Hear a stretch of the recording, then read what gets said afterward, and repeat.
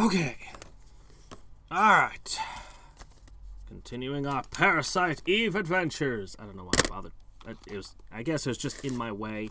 I had to move the case. Okay, let's see. And then it was in my hand and I was talking to the camera.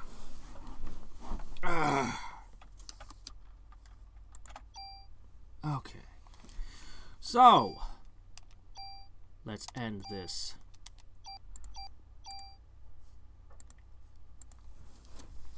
Eve, I come for you. No, not the Eve that the other Eve. Oh my gosh.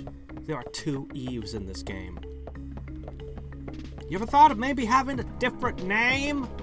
Like, I get it. You want to be the first of a new species and a new form of humanity or whatever, and you're like, what should I name myself? I know, but come on now. You could have had a different name. Oh, well. You know, the sequel, Parasite Eve 2, doesn't have a character named Eve in it. Not even one. I mean, admittedly, it would have been a pretty cool bonus boss, but somehow the Chrysler building is canonical. This is the canon ending. Aya, with absolutely no reason to, goes through the Chrysler building. Just because?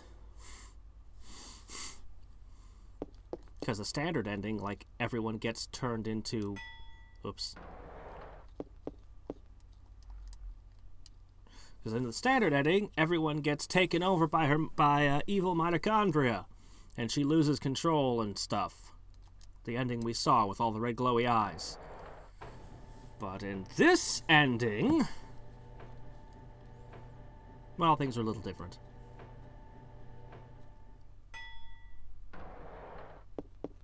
Alright, let's hear the music of the next 10 floors and see what we're gonna get.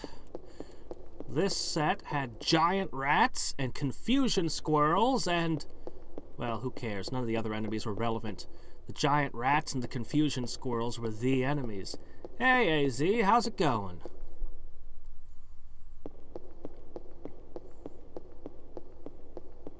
They'll come in. They'll show up sooner or later. Don't worry, they'll have plenty of time before I reach a boss. If I can... wait a minute. Is this...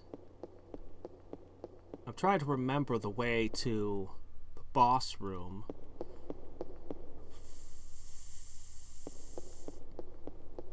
I think I may have made a wrong turn.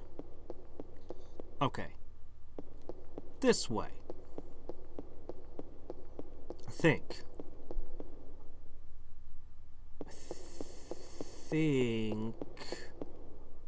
We'll see if I'm right.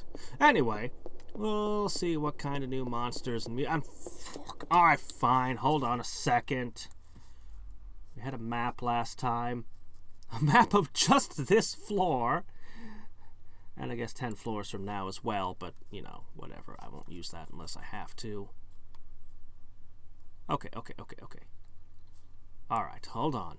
I am...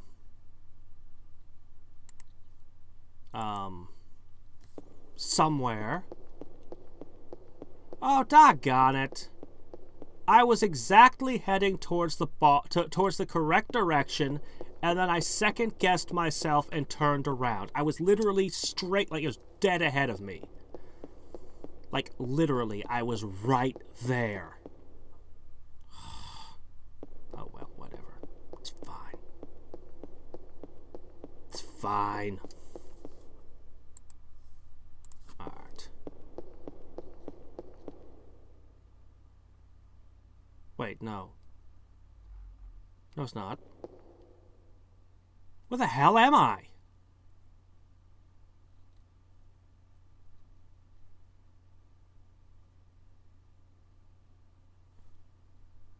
Where the hell am I?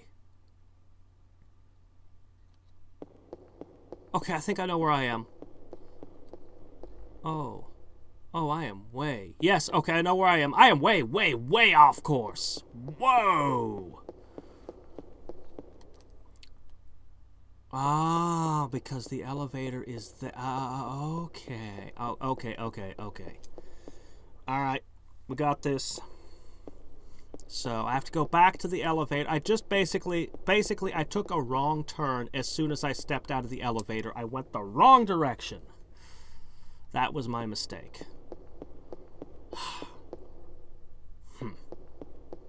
It's okay, though.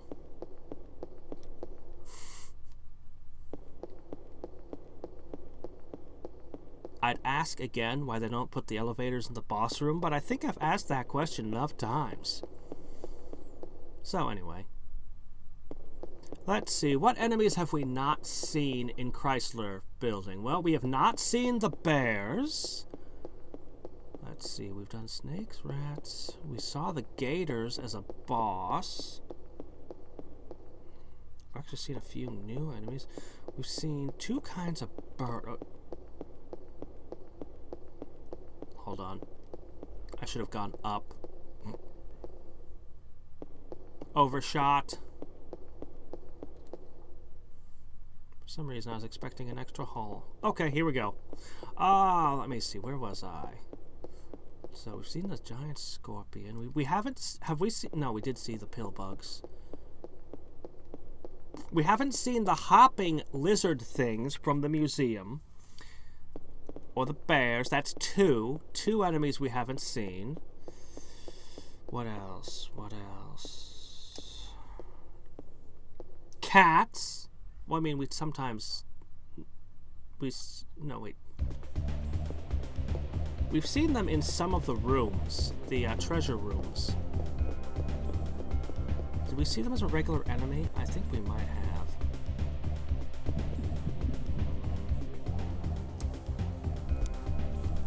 Oh, the werewolves! Of course. How did I forget about those? From the police station. Tough. Knew I should have packed silver bullets. Shit, in a situation like this, you might as well just have everything. I'm fighting weird mitochondria. You know what? I'm just gonna carry silver bullets anyway, because why not? Like I'm gonna trust any of this weird stuff. I'll also have a wooden stake. Ooh. Hey, it's the bears. Well, I guessed one. Oh, hi, snakes. I haven't seen you since the first floor. You're a lot larger. Ooh. The bear is durable. But he didn't get to shoot his lightning. The snakes are soft.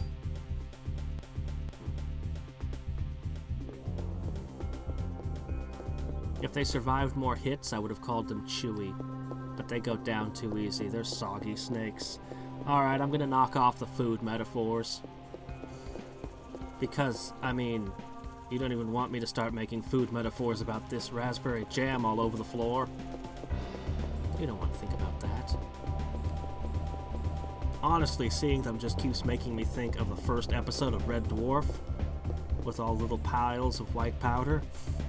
And the conversation he has with Holly. Oh, man.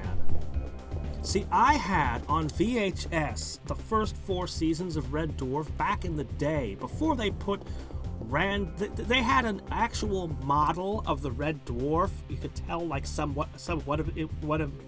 you could kind of tell what it was made out of. You could see the locker and the different stuff stuck to it as they did all these shots passing. It is so cool. And now, if you buy the series today, it's a giant CG model for some reason. But that's not the worst of it. They had to add digital effects and 3D models and other stuff into the episodes where they really didn't belong. They draw attention to themselves. Every time you see a CG scutter, you're like, no, that's CG. That does not belong in this show. I know, probably no one else would have this problem, but I grew up with the episodes a certain way, and they just kinda... Yeah. I literally can't get the series in its original form anymore. And I haven't had a VCR in forever. They don't exist anymore. But that's okay, because I don't have my parents' VHS collection either, so even if I did... What?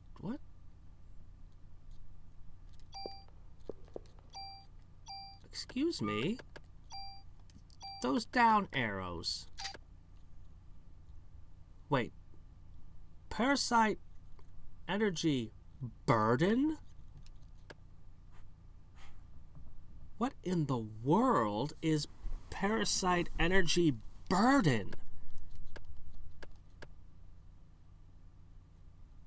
See, if I trusted you, game, I would take my super tool and I would put that in my armor. But I don't trust you, game. You have violated my trust. With that energy thing and... Oh my gosh, no.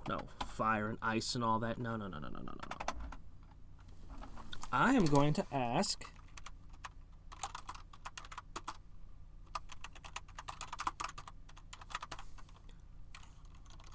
Okay, Google. Parasite Eve. Parasite burden.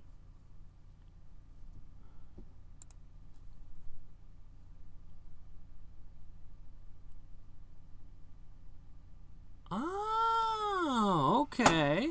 So even though it's got a down arrow on it, what it means by reduce parasite burden is reduces all spells except energy and liberate by 1/3.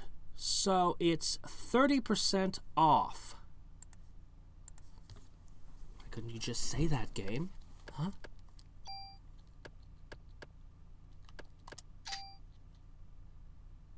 Its base stats are really good, too.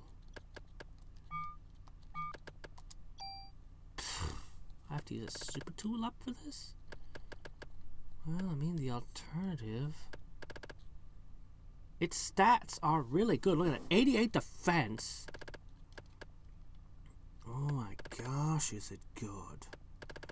And it's got more slots. If I remove the damage thing, and then the second super tool... You know what? It's worth it. I'm going to go with it. I think I found my endgame armor. So.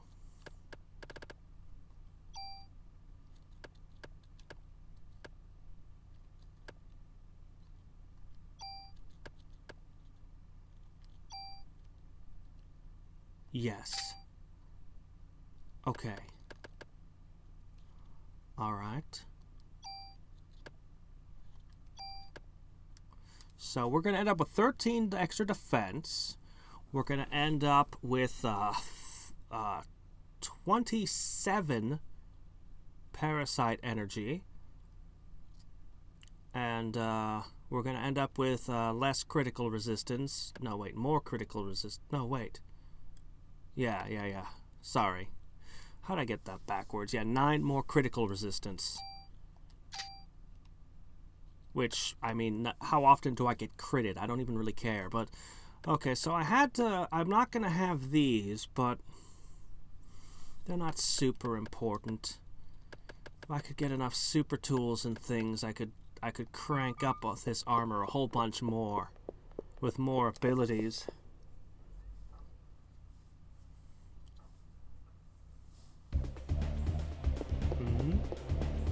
Star Trek Babylon 5, Earth Final Conflict. Sci-fi shows?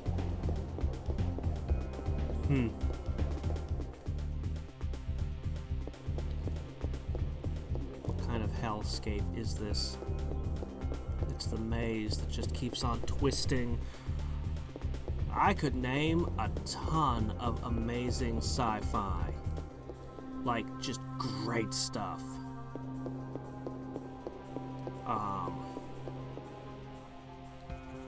Yeah.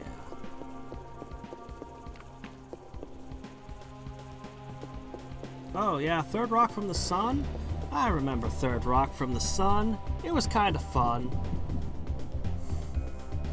They were somewhat cunning with it at times. Well, I guess I should start by, since I was talking about Red Dwarf. Red Dwarf was a British comedy, fairly old. The first couple seasons, it's more of a sitcom in space than anything. First couple seasons are hilarious.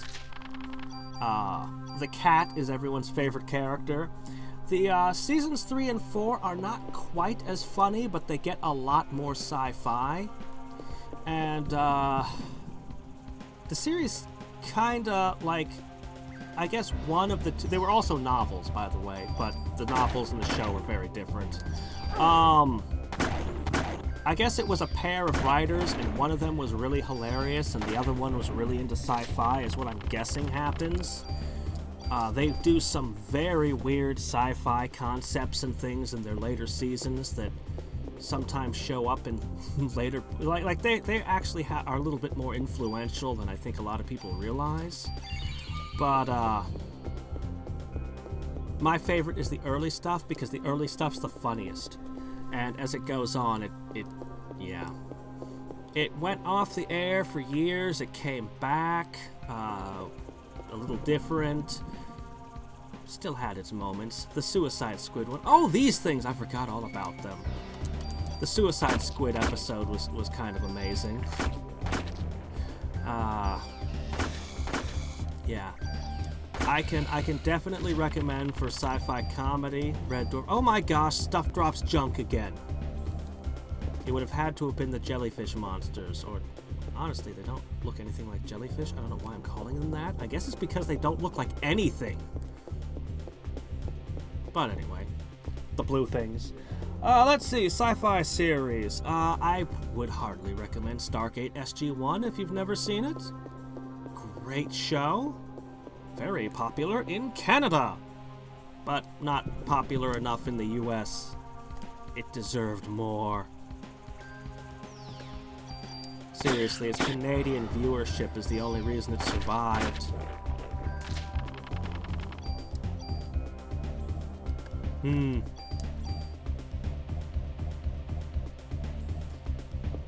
Yeah.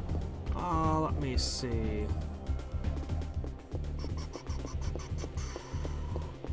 See, there's not a lot of sci-fi comedy series. Honestly, there aren't very many, but there's lots of sci-fi I can recommend. I mean, of course, there's I could regale you endlessly with my love of old Doctor Who. Old Doctor Who. Not as big a fan of New Who. But a lot of people are that way. It seems to be that you either love the new stuff or the old stuff, or your grandparents loved the old stuff. And you love the new stuff. Hey, Noah, how's it going?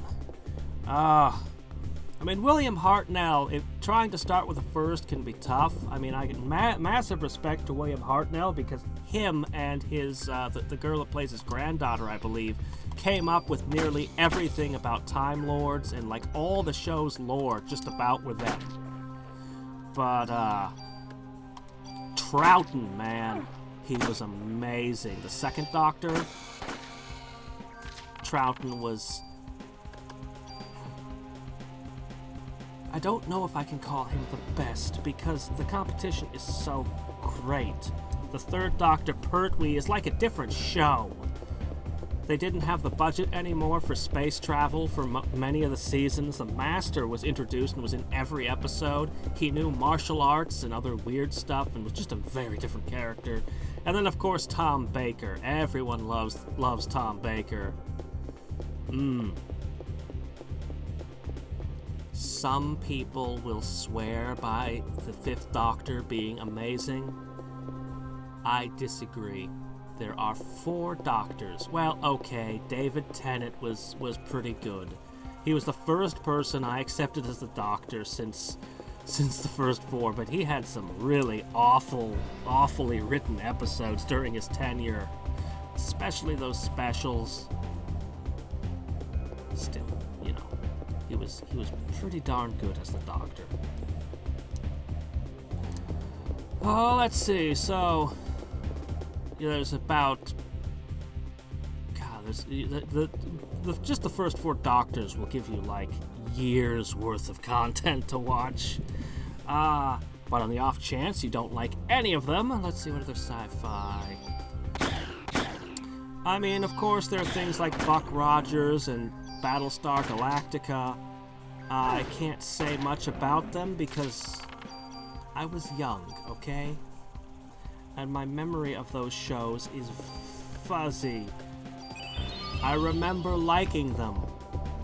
I don't remember why I like them, because it's just too much distance. Like, I couldn't tell you what the shows were even about. Okay, I remember Buck Rogers well enough to at least summarize the elevator pitch, maybe. So, Buck Rogers was a guy from, like, modern day times, and he ends up somehow in the distant future. Like in Futurama, where, you know, an average guy ends up in the distant future. Yeah, that's a parody of Buck Rogers. But the thing was, Buck Rogers would solve problems because he's from our time period. Like, he knew all kinds of stuff that people in the distant future had simply forgotten how to do. Because they've been relying on their technology for a long time. Anyway, that's what I think it was about, near as I can piece together from faded memory. Ah, crap. Yeah, since then there's been a lot of shows, like, if you watch, like, Farscape there's a lot of shows that kind of have a Buck Roger premise to them that you see in more modern stuff. Actually, even Looney Tunes was making fun of it with Duck Dodgers. Daffy Duck would be Duck Dodgers of the 21st and a half century! Except because it's Looney Tunes, he was completely incompetent, and I think Porky Pig was the one that was solving all the problems? I think. Oh, good grief. There was an episode of Babylon 5 where, was it Garibaldi showed the alien that he was kind of getting together with. He took her over to his place and showed her Duck Dodgers episodes, and she just clearly doesn't get it at all. 21st and 1. I am sorry. Looney Tunes lore fail. I did not put enough ranks in pop culture, clearly. Ooh, oh my gosh, they drop revives now. They drop revives at random. Okay, I need to go through my gear and throw away crap I don't need. Looney Tunes used to be hot shit, man. Back in the day. I guess I can get rid of SP Armor 2. Guess I can get rid of SP Armor 2. I have a lot of healing. A lot of good healing. I don't have anything else I can throw away.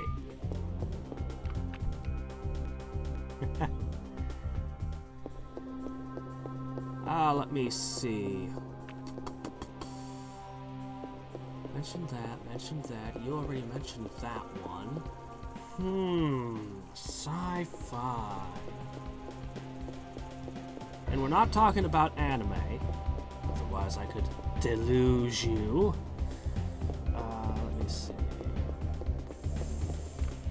See, this is one show I used to like that doesn't really qualify, but it keeps popping up in my head, so I guess I'll mention it. It's not really sci-fi. I mean, unless you have a very broad definition of science fiction. There was this show called The Pretender. And it was a lot of fun. So the idea was that the main character was a genius. His name was Jared. There are pretenders among us. Geniuses with the power to become anyone they want to be. Anyway, so he he's like a super genius, and as a child, this place called the Center kind of abducted him and used him for all kinds of experiments and testing and stuff. Just used his genius to run all kinds of simulations and things. And over the course of the series, you keep getting flashbacks to it. And one day he ran away.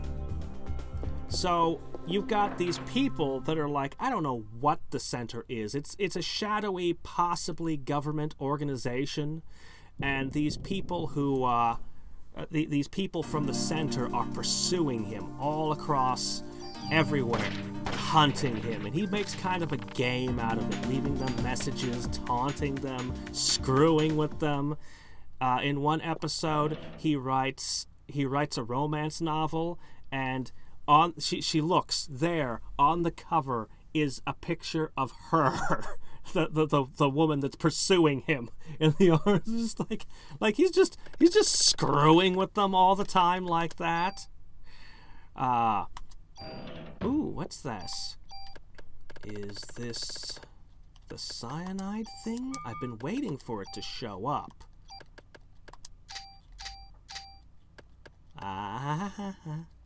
I need a tool.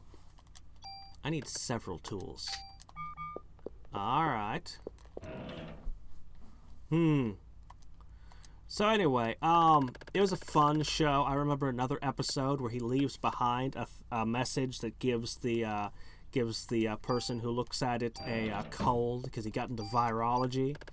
So as he travels around, every episode, he learns a new profession from start to finish. Like, he'll be a doctor one day. Another day, a few weeks later, he'll be a cop. Or, whatever profession he wants to be, he can... Oh, wow, 4. Not bad. But I have no use for you.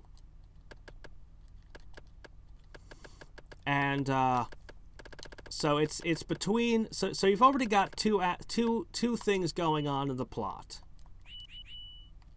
Oh, I'm equipped with that. Where is it? But there's one more element, two more elements that give the series all of its charm. Oh, well, movies. Yeah, Back to the Future. Hell yeah. We'll get back to the movies in a second, though. Series. So, the things that give it its charm. Everywhere he goes, he's solving some kind of horrible crime. Like, just things. He'll discover that somebody murdered somebody or whatever it is. He'll get into the position and he will serve poetic justice and then leave the person for the cops and get away before the Center manages to catch him, at least for the first season or two.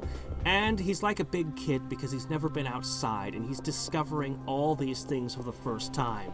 He discovers chewing gum, like never having seen it before. He discovers, just stuff. Yeah, it was a fun show. I missed that one, but it had started getting not as awesome. The X-Files, of course.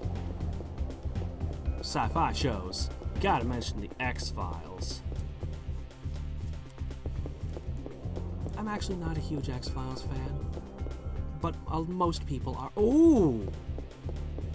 The Avengers. No, not Marvel. Trust me, not Marvel. No.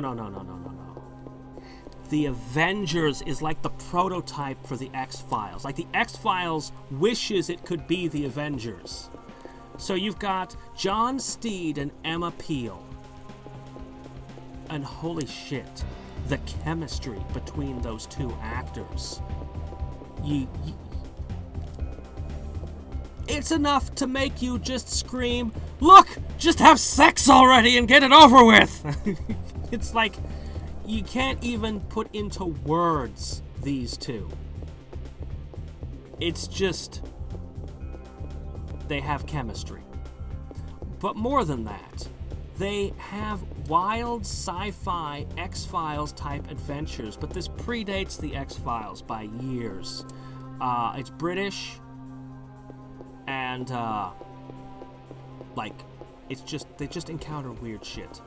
A person has a shrinking device and is running around shrinking monuments and stealing them, or, you know, just whatever weird X-Files-y kind of problem they have today.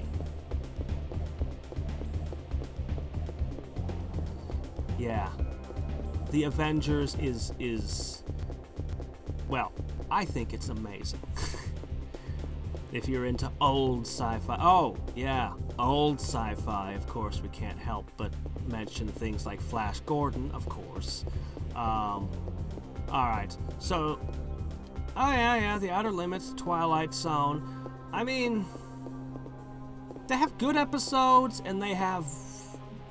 Well, that was an episode. The Outer Limits came much later. The Twilight Zone was the original... deepest inner mind to the outer limits. But yeah, the Twilight Zone's got the theme that no one can ever forget once they've heard it.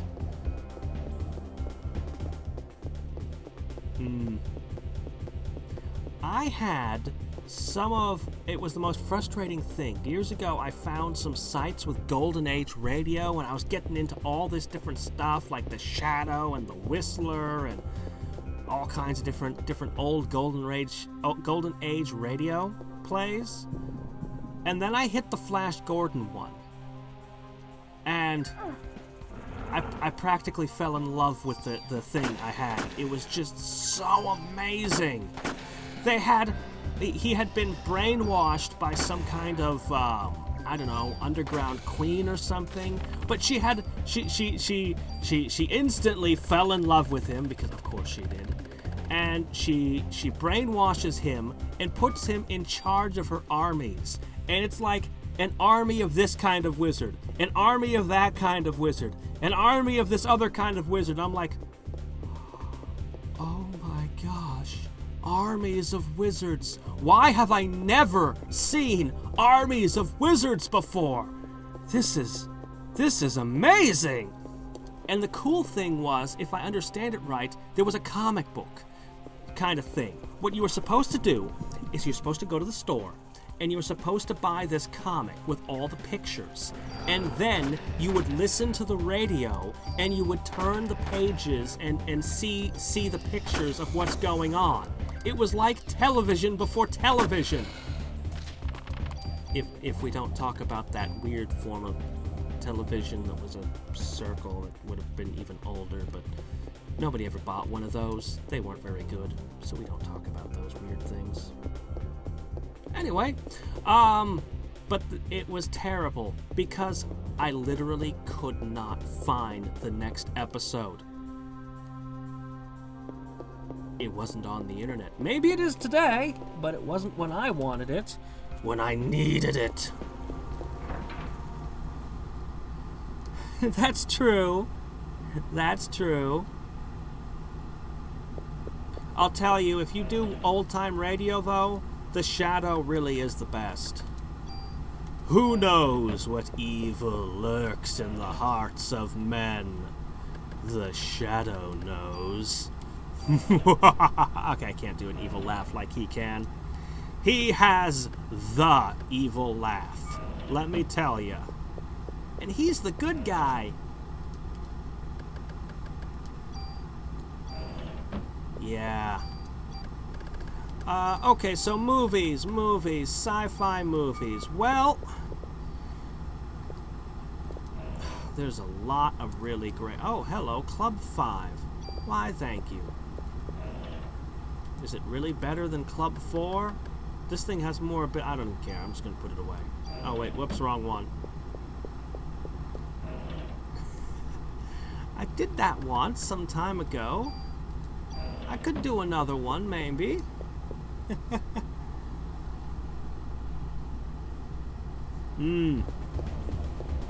Okay, let me think.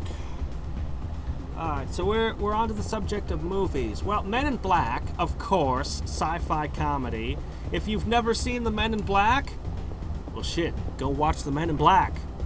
You shouldn't be watching me right now. You should be watching it right now. But only the first one. Take my warning. Just one. There is only one Men in Black movie. Just there's only one movie, okay? Okay, let's see. After Men in Black, there's Independence Day. While we're on the subject of Will Smith, some people think it's a terrible movie.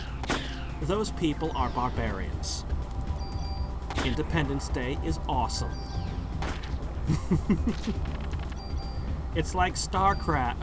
It's like XCOM, the movie. Well, sort of. But it's good. Will Smith was great in it. Will Smith was great in a lot of movies, but he makes a lousy James West. Technically, The Wild Wild West is a sci-fi movie. Do not watch the movie. Dig up the old TV series. The old TV series is great. I think I have all of it. I think I have every season on DVD. Great stuff. Little bits. So, okay, some episodes are very sci-fi and some episodes are not sci-fi at all.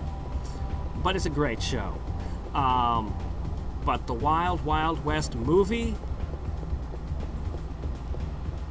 no. The giant mechanical spider was cool as hell, but everything was wrong. Megalito Loveless was not Megalito Loveless. That was not the character at all. James West. Look, Will Smith, I love you, but you make a lousy James West, but you weren't the problem with the movie. It would have been fine if that was the only thing I could say. But Artemis Gordon, the greatest character in the original show, the brilliant master of disguise that was so entertaining to watch. Sometimes he could almost fool you, even though you know who he is and that he's going to be there.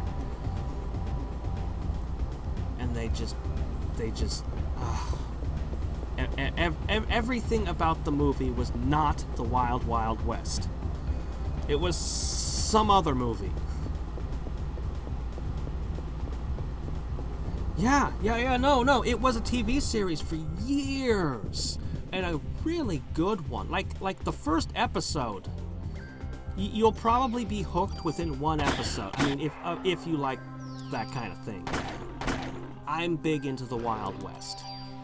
I love the 1800s, just in general. I find the 1800s to be an endlessly fascinating period of time, and I like a lot of different westerns. Not all of them. There's some westerns I don't care for, but a lot of them I'm in a circle. Oh, please. I bet I am. Oh, these floors have become headaches. Oh, Ghostbusters. Yeah, you want sci-fi comedy? You can't do better than the original Ghostbusters movie. Oh, man. 4 comedians come in and make a hilarious movie. I mean, Bill Murray kind of steals the show, admittedly, but they all were involved in writing the jokes, I'm sure. It's a kind of magic they can never recapture because it was the actors who made that movie.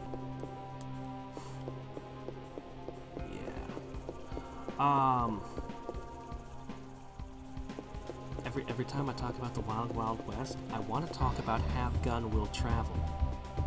But that's just a straight up Western, so, I mean, I think it's the best Western. Of all the series, I think it's the best series. It's only got, I think, 3 seasons. The main character is called Paladin because it predates, all of our modern gaming. Paladin was an exotic word back then. Tombstone. Ow.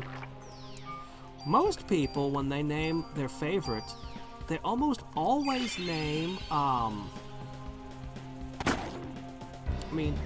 older people will almost always name a genre. More modern people will usually point to the good, the bad, the ugly, for some reason. I mean, don't get me wrong, it's a good movie, but I think it's the least of the Dollars trilogy. A Fistful of Dollars and A Few Dollars More are just amazing movies. Amazing movies. The Rifleman. Oh, yeah, well, I mean, there's also that, the music. Now. Yeah, that's... I mean, they definitely nailed the opening score. But, yeah. There was one show I still haven't gotten a hold of called Branded. And, like, the thing I've seen is the sequence where they take his sword and they break it over their knee, and they rip the patches off all of his rank and everything, and he has to walk out of the military base in front of everyone in shame because he was falsely accused of something. I'm not sure, because I haven't seen it. But I saw that, and I'm like, wow, that's a pretty good opening. It is compelling. Is the show any good, though? I don't know.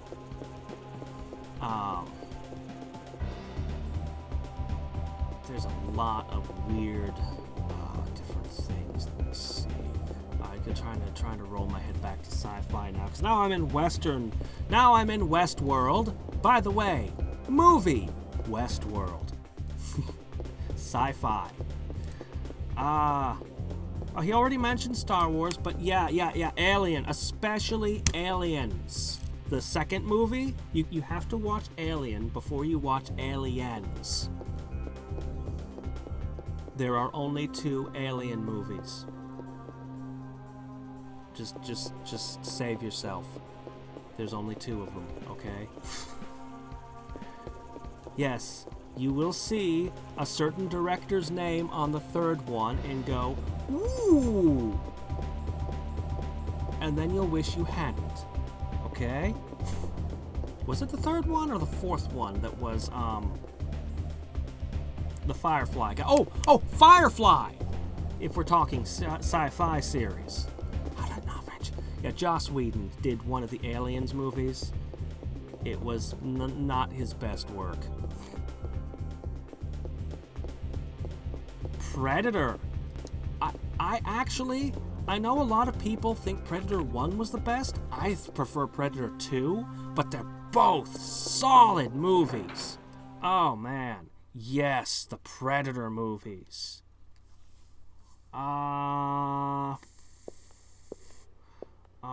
Give me a second. God, I had one in it, and then yeah, then I saw Predator and Terminator and Terminator 2. For many people, Terminator 2 is the greatest movie of all time. I mean, it'd have to displace Die Hard, and then it would have to displace Redline for me. But top 3, I can put Terminator 2 in the top 3. Seriously, I love Redline. It's a brilliant movie. And Die Hard is, well, freaking Die Hard.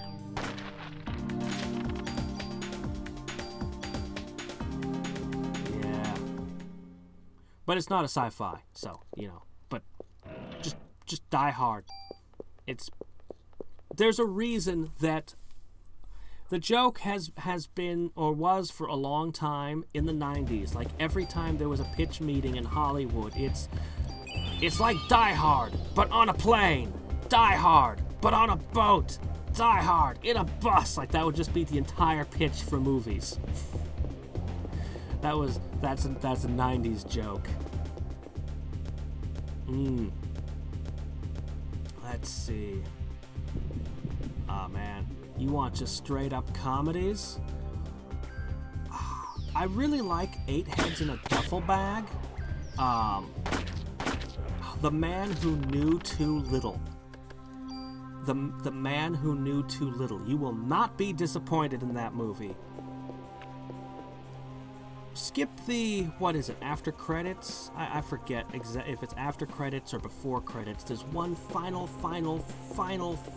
scene after the movie's over that you're better off just not watching the last, 60 seconds. I hate to say that about a movie, but you have so much respect for the movie, and then they do, a really stupid thing in their last moments, and it's like, why'd you do that? That's the impression I walk away from your movie with. You ended on perfection.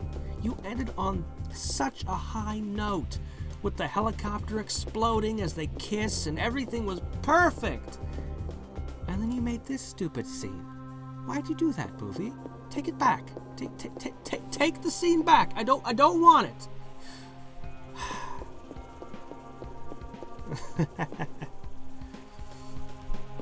I'm sure Saturday Night Live would have had to have made fun of it. They would have had to. Stupid dead ends.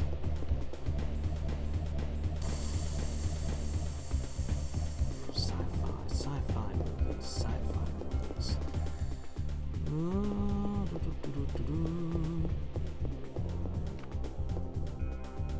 Really?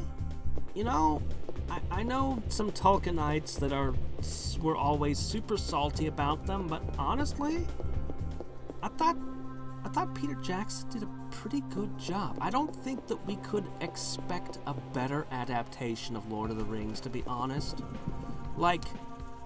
Who would give you a better adaptation? Michael Bay? Who could have done Lord of the Rings justice? Really? Of all the Hollywood directors you've ever seen, who could have pulled it off? I think it's about as good an adaptation as we will never get an adaptation better than that. But The Hobbit? Ugh. The less said, the better. Okay. It wasn't that bad. Okay, maybe it was. No, it wasn't. The first part wasn't that bad. It was silly, but, The Hobbit was a little bit more for kids than the Lord of the Rings in novel form, and, it was okay. It could have panned out. And then Legolas. And just, oh my gosh, the entire huge chunk of the second movie where they're running around with Smaug. And they pour the gold on him. And why? Not only, it's not just that it wasn't in the book. I'm okay with an adaptation being an adaptation. You can add or remove things. Sometimes that will, if it's to make the movie, the movie that you're making. But it had no point. It had no point. And it would have taken this much effort to make it at least have a point. I don't know if you could salvage that scene, but at least make it worth something. At least have it exist for a reason. And all they had to do, watch this. The dwarves run around, fight the dragon unnecessarily for a huge chunk of time, pour gold all over him for no reason. It does absolutely nothing, adds absolutely nothing to the movie, and he flies away and does his thing. But what if they do their big giant thing, and instead of pouring gold on him for no reason, what if they hit him with something big and heavy? I don't know. Whatever. They hit him with some giant big thing. I don't care what it is. They take a pillar and set up ropes and treat it like the dwarves treat it like the Ewoks treat AT-STs. Whatever. They hit him and it breaks one scale off of him. And then when they send the bird and I thought it was an arrow, but apparently in this rendition it's a gigantic ballista, whatever, fine. their giant ballista bolt that hits that one missing scale? What if the dwarves had knocked that scale off? At least all that bullshit would have had a reason to be in the movie. You'd have been like, okay, yeah, but the dwarves did fight the dragon. The dwarves did do something. That all was there for a reason.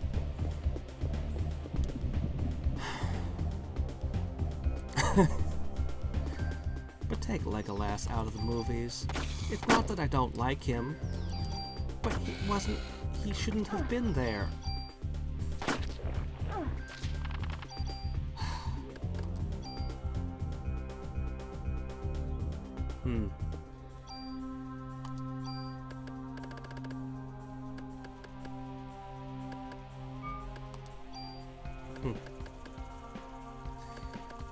Yeah, I know, no Tom Bombadil. I mean, what can I say? They cut him, but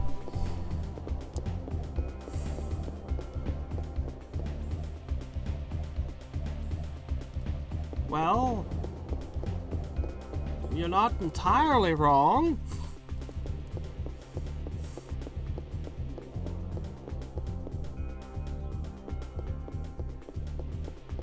More about the symbiosis of cells to mitochondria coming to an end, and the mitochondria becoming parasites and taking over your body.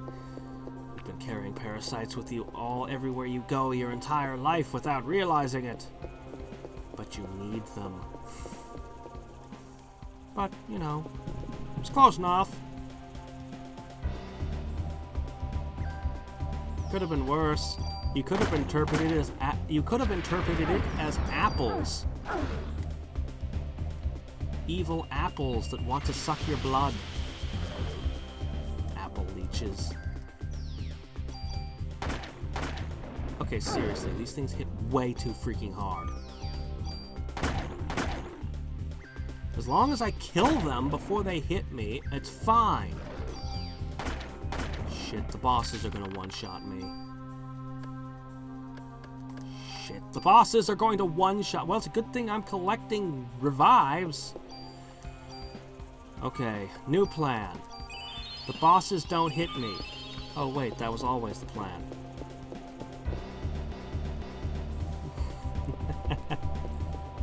No. I feel like if this isn't the... Either this is the boss floor, or there's only one more floor, and that's the boss floor.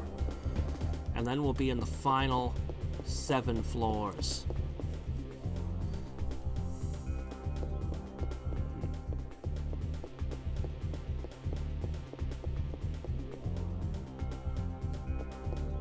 Oh, yeah, I guess if we're talking about sci-fi movies, I should mention that Marvel might have made 1 or 2 of those. I don't need to say anything more. There is no person on Earth, no matter how deep a hole they've crawled into, who hasn't heard about the Marvel, this round of Marvel movies. Yes, Resident Evil and Parasite Eve, yeah, the 2 series are kind of a back and forth thing. They steal ideas from each other left and right.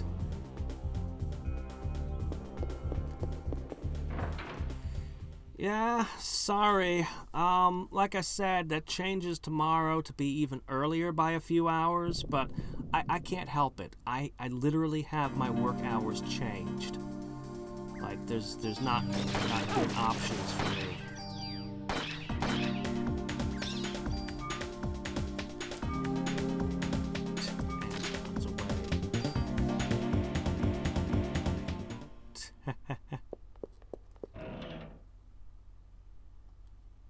Joker? What? Are they gonna make another version of the Joker?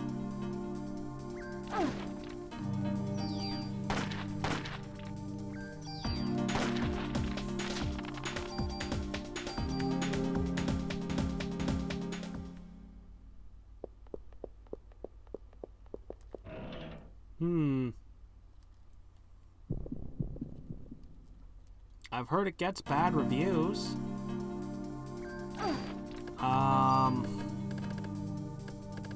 I'll just summarize all the things, just for fun. I'll summarize all the things I know about Game of Thrones. It's based on Song of Ice and Fire by George R.R. Martin.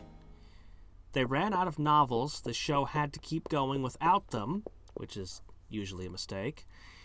The Lannisters are really gross and icky, and everyone doesn't like them. Oh, by the way, all my knowledge of Game of Thrones is almost all from Season 1, because I heard people talk about it and decided, it's not really for me. Nah, I'm okay. I'm good. I'll skip this one. Let me see. Something about a lady with dragons that everyone likes. Oh, everyone either turns out to be horrifically evil or they die. So root for the White Walkers. They're the only characters worth rooting for.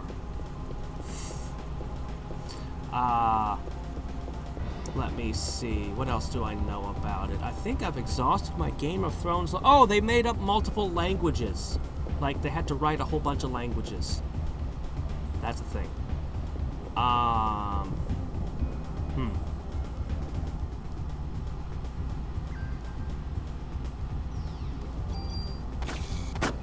Let me see. So I've actually had a lot of people try to convince me I should watch Game of Thrones, and the arguments go something like, you like fantasy, so you'd like this, right? Not necessarily.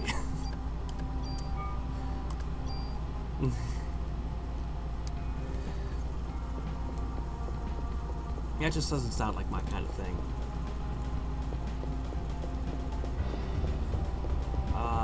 Let's see.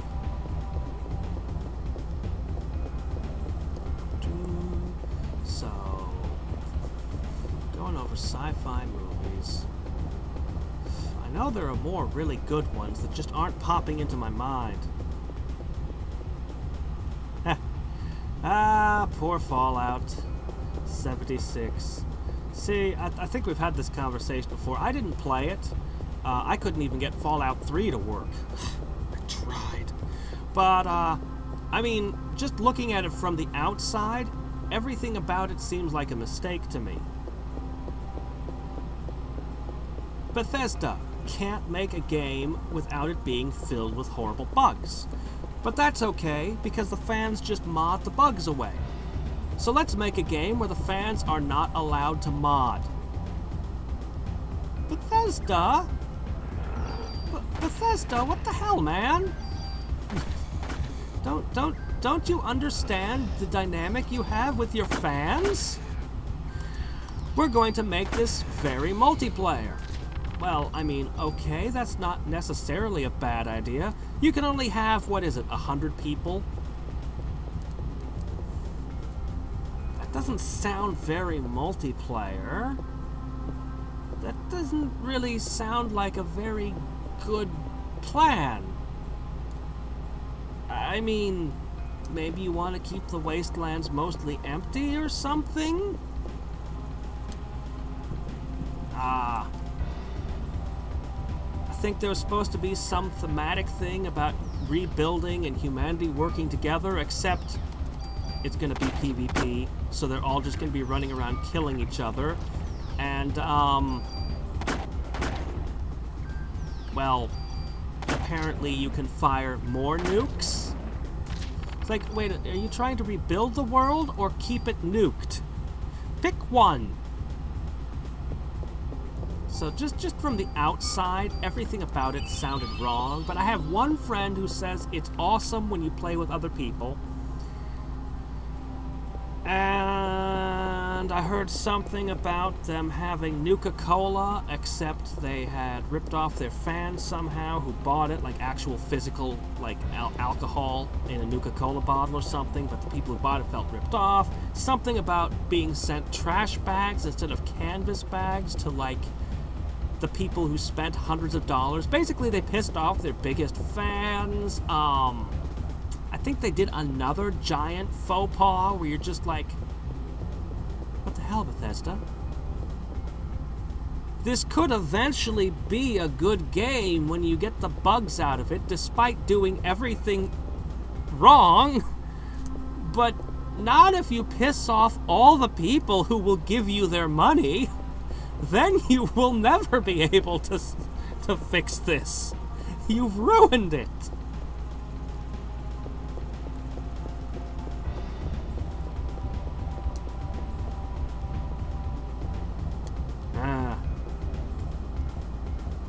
Oh, okay, they sent canvas instead of nylon. They should be more Blizzard-like. You know, it would also be nice if Blizzard would be more Blizzard-like and less Activision-like. That would be lovely. Oh dear. Are we at a point where we could almost say, I wish they'd be more Nintendo-like? I'm told Nintendo stopped copyright claiming all the Let's Plays. They make games that don't have bugs. Yes, you can find a bug in one of their games. But look at a Bethesda game, and then look back at the Nintendo games. They make games that don't have bugs. in the context of this conversation. I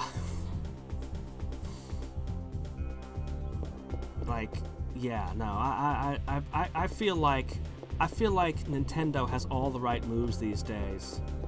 Capcom? Really? What has Capcom been up to? I actually haven't been following them lately.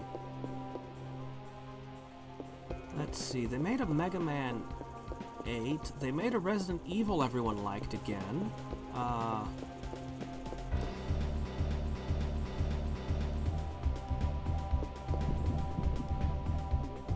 What? Stetman broke co-op? How in the world did they make a mistake like that?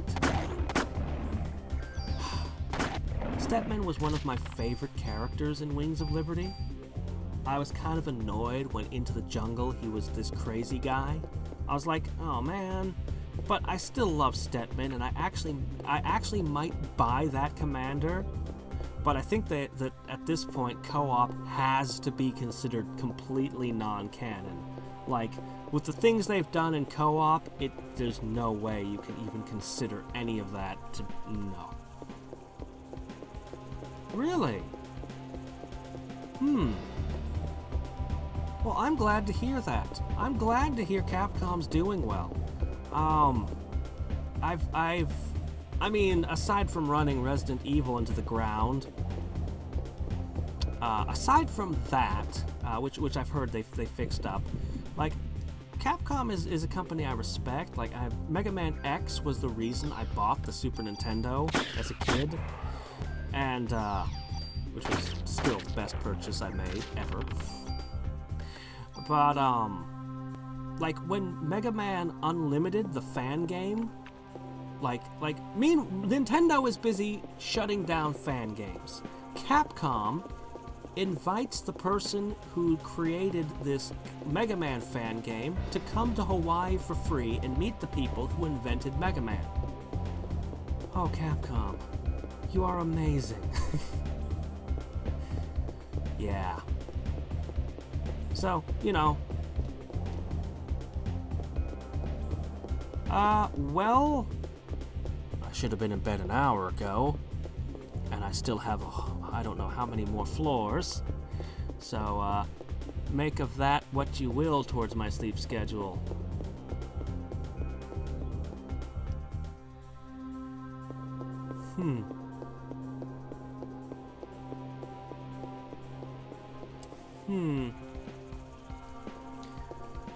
Didn't they, see, I'm not a big FPS person, so my Halo lore is shaky at best, but okay,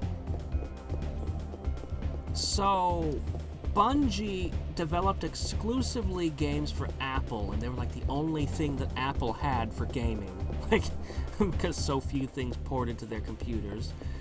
Microsoft stole... Holy shit, what kind of hell maze am I in? Apple stole Bungie away to make Halo for the Xbox. And then didn't they just decide one day to take Halo away from Bungie and make it themselves? Wasn't that like... Halo 4? Okay, look, I don't... My FPS lore is crap. I didn't put skill points in it, alright? But then Bungie started making... something? And people didn't like it as much as Halo? Shit.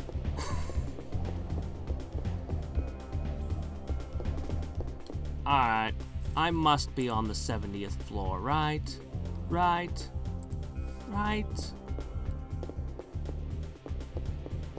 Okay, I'm gonna figure out where I am on a map.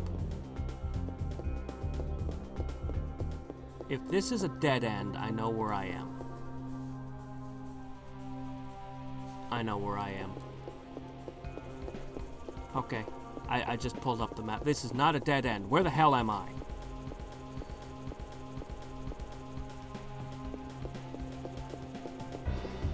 This is a dead end. Okay, I am here. Okay, we're just gonna follow a map. I can't hold a conversation and try to map this madness at the same time. But now that I'm looking at it, it's actually a ridiculously simple thing. How can something so simple have kept me confused for so long?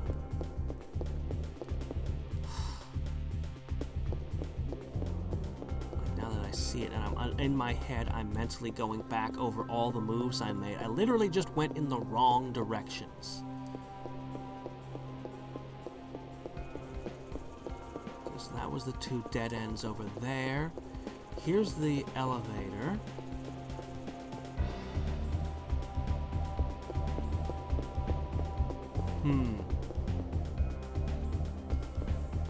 Activision.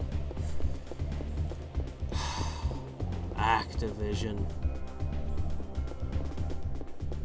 What can we say?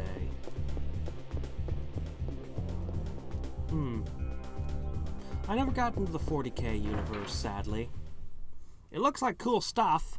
I just have never gotten into it.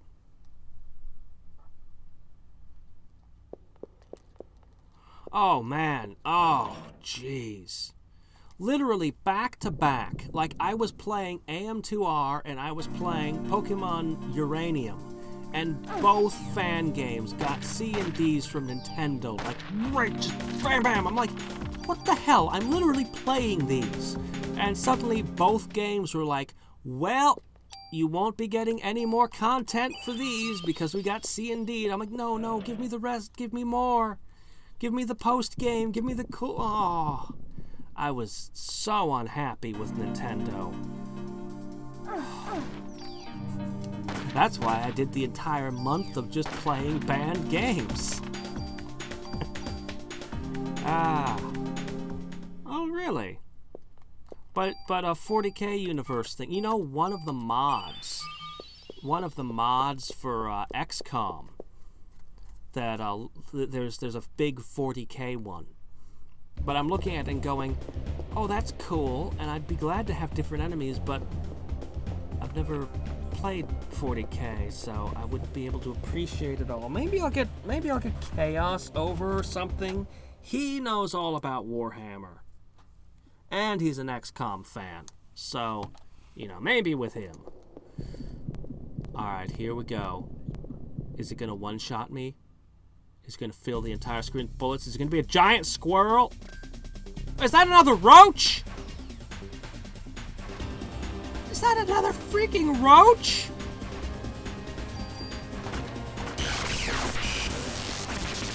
Oh no, wait, bees? Whoa, whoa, whoa, whoa, whoa there. Slow down, guys. It's a bee. Okay. I need haste. And, detox. Okay.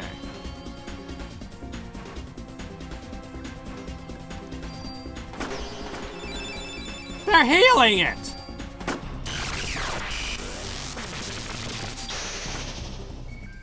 Okay. Alright, this isn't so bad.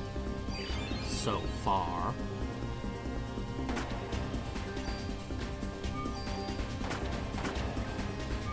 Ah! No. You give me that haste back.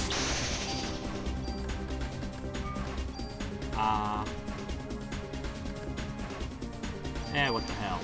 Actually, I should have cast pre-raise. Run! Ha ha ha! Ow! How'd you... You hit way too freaking hard. And you poison me.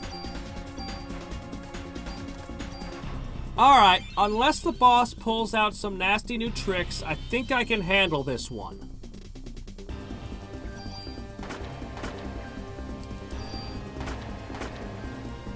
Why are you standing still in the middle of the screen?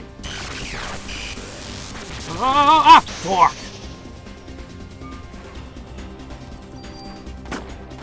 I love the shotgun burst. Hey! Now, I worked hard to cause that damage.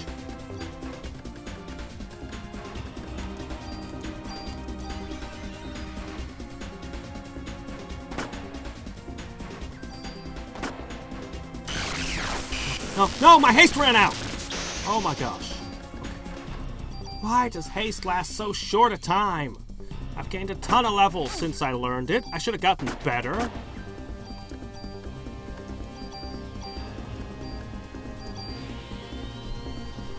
Okay. Well, at least it's not inflicting me with the Crimson Curse. As somebody suggested recently in a comment. Someone who will remain unnamed. Oh shit.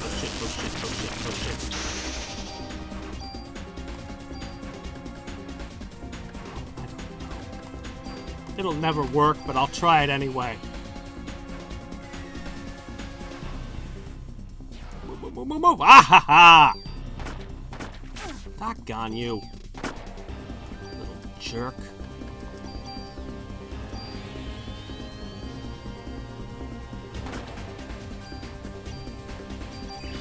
Yeah, you're no big deal.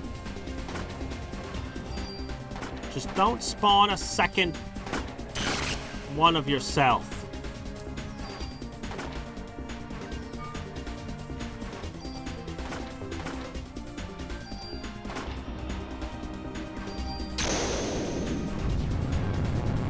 Excuse me! Since when can you make black holes? Defense down and 400 damage. Full gear? Yeah, no defense down. No, oh! That didn't heal damage. Oh. Well, I got medicine 4.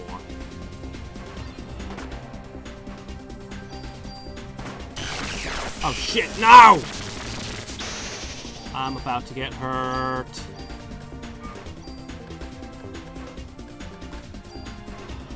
Well, I might as well have a look at this. It's not like the big one will tell me anything, but maybe the little ones will give me something.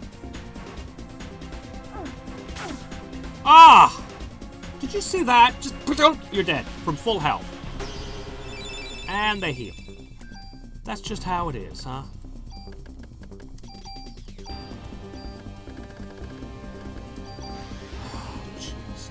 Start running now. So,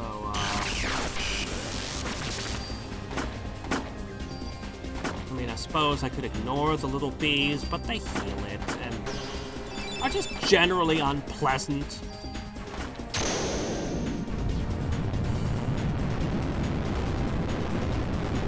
You know, that's cheating, right? Only I'm supposed to have attacks that don't miss. Really don't like defense down.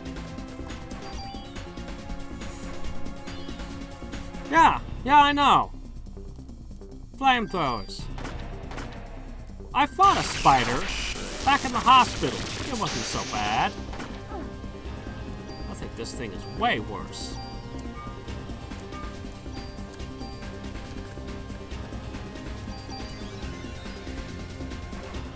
No, I can't target anything. It doesn't even have wings. Wait. Maybe it does. Whoa! Hey now, what's this? I didn't give you permission to make one of those.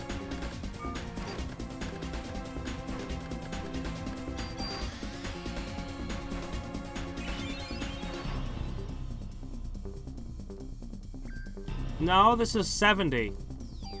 Right? Oh, please tell me I didn't miscount things. We're on floor yeah, we're on floor 70. I'm sure we're on floor 70.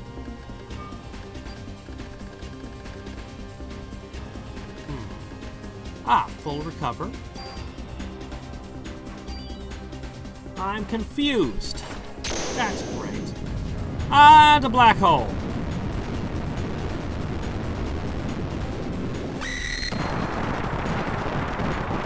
I was just at full health. And you see that? Did you see that bullshit? Oh, that's just great. Yeah, huh? Don't give me a chance to get out of the way.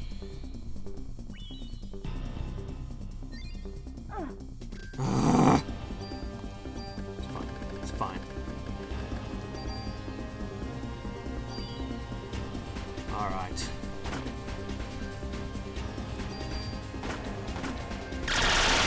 No, fork you. And I'm confuzzled.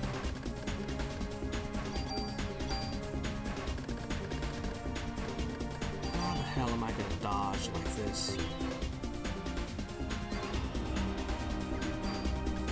Seriously, every time I try to move, it just runs in a random direction. Alright. That'll fix it. I hope. I'm still hasted. I need to start moving.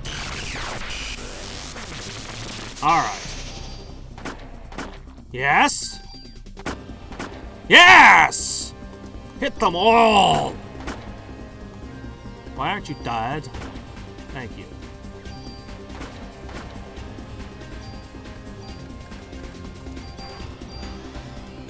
I think it's just waved its hand like, yep! Oh, great! Am I gonna get to move before I die? 699! It's hitting harder with that now. Alright, I just have to make sure every time I shoot the 1B that I'm also hitting her. Or maybe I should ignore it.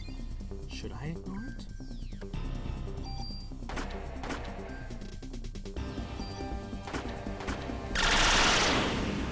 Oh, no. Don't do that to me. Alright, it's okay. I got medic.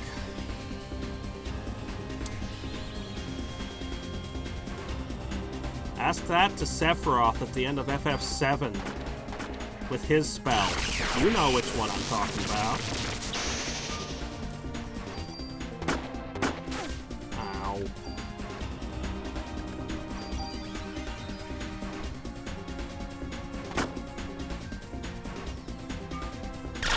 Ah! I dodged you, you little jerk. No, my haste wore off of all the moments.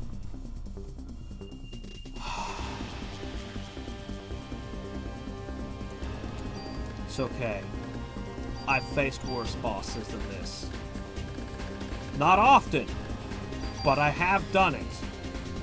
In Legend of Mana, there's a boss that pretty much nukes the entire room every few seconds, which wouldn't be so bad if it wasn't for the fact that when you push the game up to the higher difficulty settings, it will do max damage and one-shot you. And it will just keep using that ability over and over and over forever. I've actually fought more than one boss in games that do that kind of thing.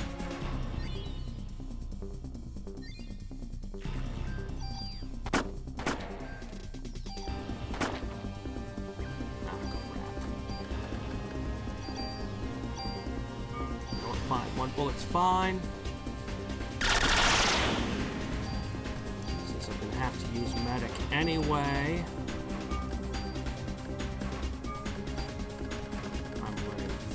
low on medicine.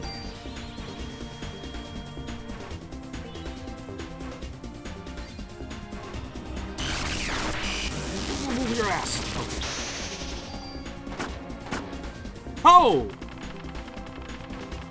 Yeah!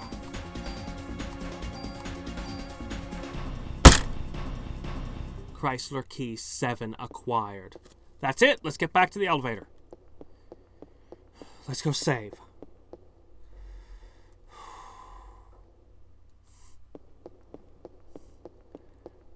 Seven floors left. One boss left. Oh, man. Barely.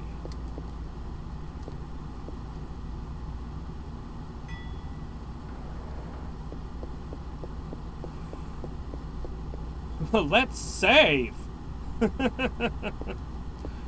I need a coffee break. And a lunch break. And maybe a week off of work to sleep. Sleep all this off. Holiday.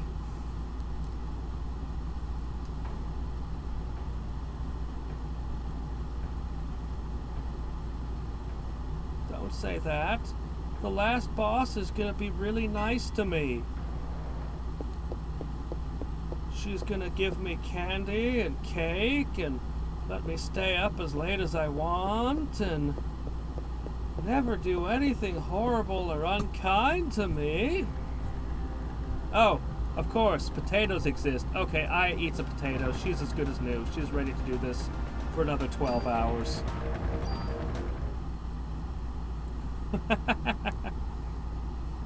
Hey, I've encountered games where the final boss is a pushover.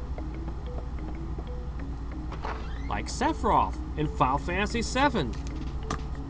You know, I beat his final form by accident and was sad. No, really. You go through all the different stages, and then it throws this final thing between just Cloud and Sephiroth, just as humans. And it does a bunch of, I don't know, fancy nonsense. And it builds up your limit break to the max. And I realized, holy shit, I have Omnislash. I always wanted Omnislash. I hadn't gotten Omnislash at that point. And I'm all excited. I'm going to get to use Omnislash.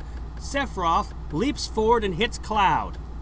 Cloud automatically counterattacks, because that's what his materia was set up to do, and kills Sephiroth in one hit. No! No! I wanted to use Omnislash! Crap, I made Cloud's drive too strong. The funny thing is, it was supposed to remove all your materia. It's not supposed to... That is not supposed to be capable of happening. Apparently. But it did. He had 0 hit points? What, seriously?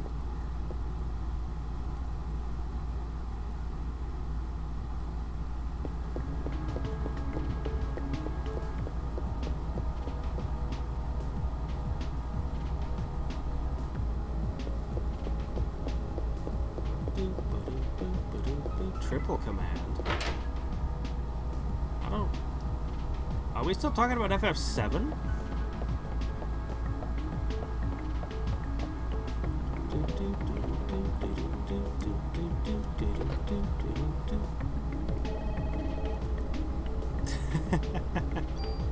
I actually haven't looked at speed runs or any hacking of 7, but I mean the PC version is, you know, it's got all the mods and everything, so I'm not surprised. Oh. Oh, you mean like the double attack, the double action on my gun. Ah. Well, is it in the last 7 floors? Was the B boss only hard because I was missing like 30% of my power?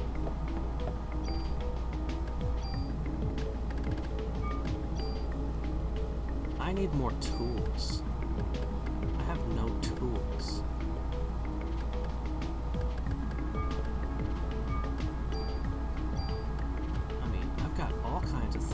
shuffle around. I need tools. Sure would be nice if the random monsters started dropping them.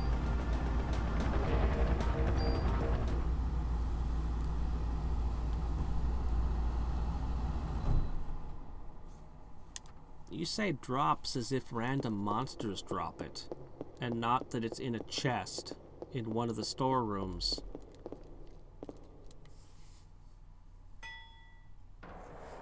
Such a pretty building.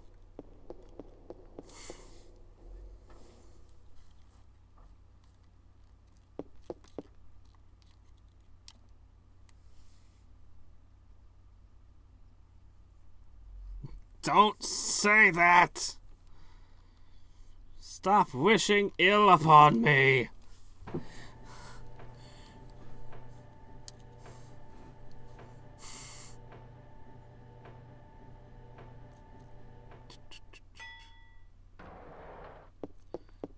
Admit it, you delight in torment, you sadist. Oh, elemental damage. Ugh. I'm still salty about the elemental damage thing.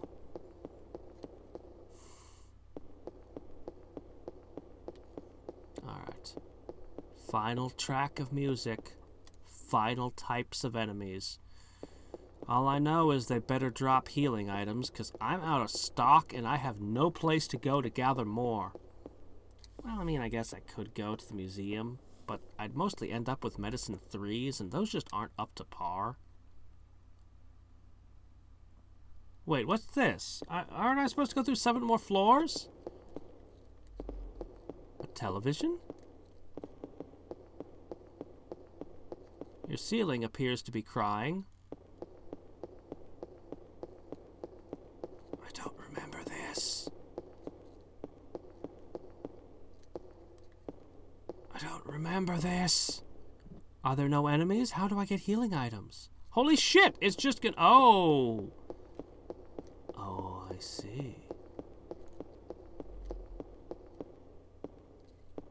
Uh-oh. This is not in any way ominous at all. Nope.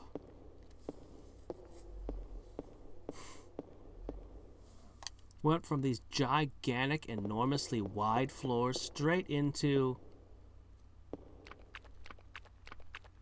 whatever the hell's going on here. It's just display cases and goop. There must have been a large crowd of people admiring these display cases. Offices? Trying to do work? We don't really believe in that around here.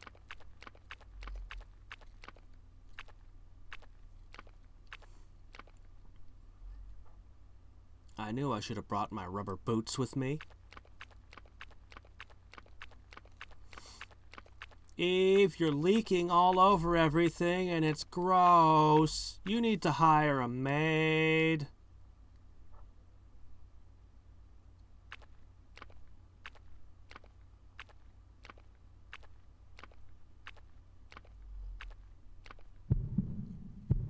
Hi. How are you? That looks like eyeballs on a skull.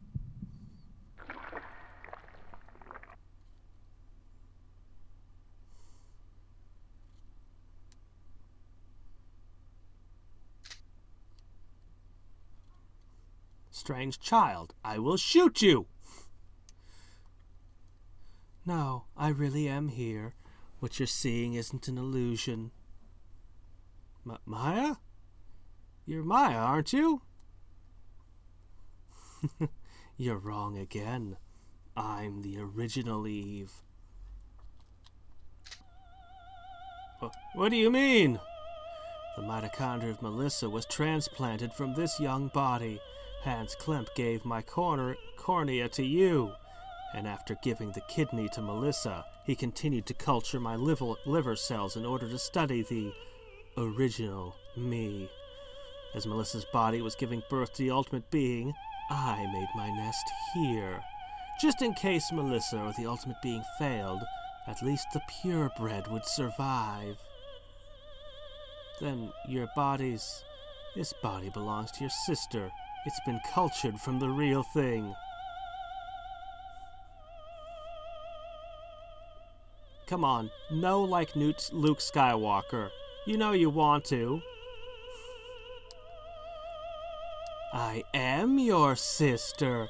No, that's impossible. You want to chat with your sister? Ah.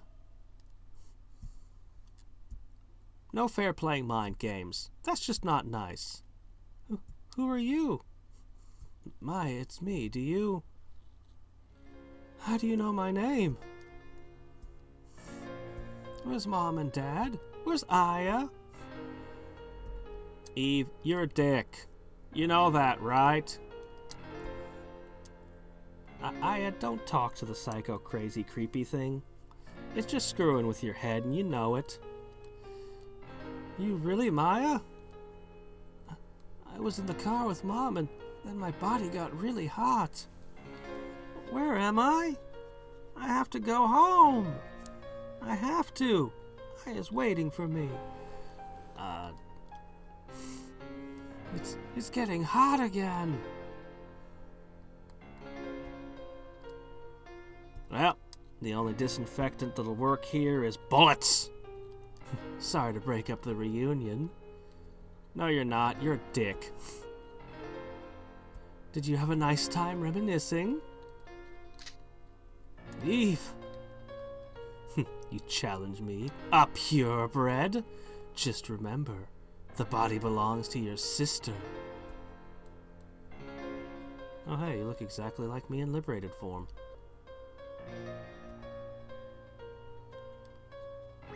Never turn your back on your opponent. Any fencer can tell you that. Hey! What the hell? Whoa, hey, ow! Okay, that's a bullshit. That's my bullshit. Don't use my bullshit tricks on me.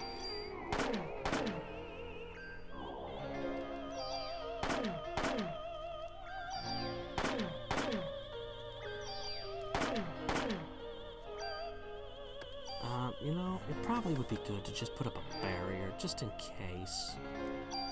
Yeah, I think I'll just do this. Ow. Hey! Paralyzed and something, and hey! Okay, seriously, what the hell was that? How does that make sense? Nothing about that... How's that part of this metaphor?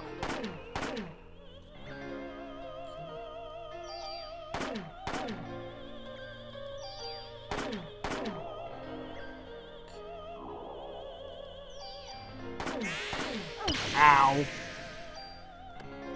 So I'm warned not to try liberating against you, but what else can I do? Seriously, this medicine shortage is gonna kill me. If I had a tool, I could modify my double attack onto the rocket launcher and give her a surprise.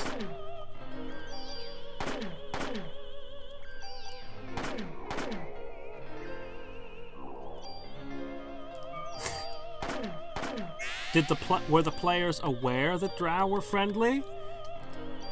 Or were they continuously trying to think that it was a terrible trick?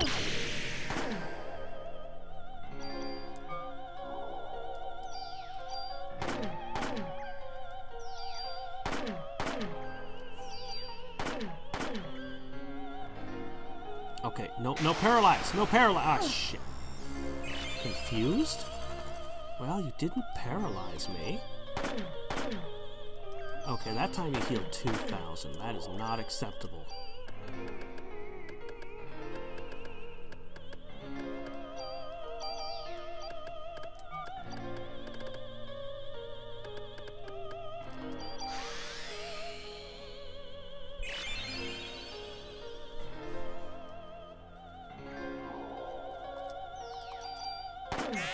Ah, fork! I hasted and everything, and she still got me. Shit. Well, all I have left are revives.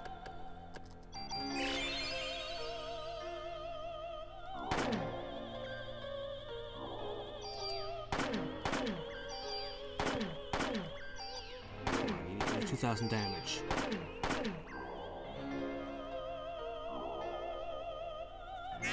Ah, fork! Ah! Doggone it! Almost avoided it.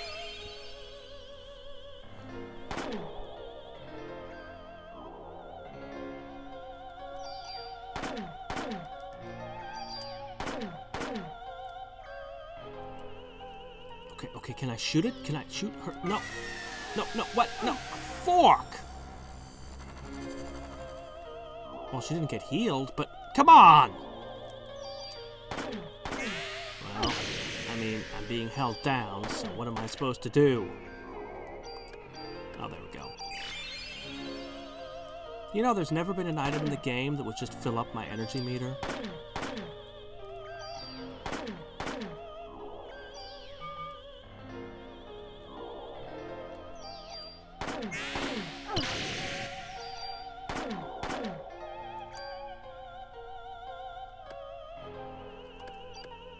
Well, I got nothing.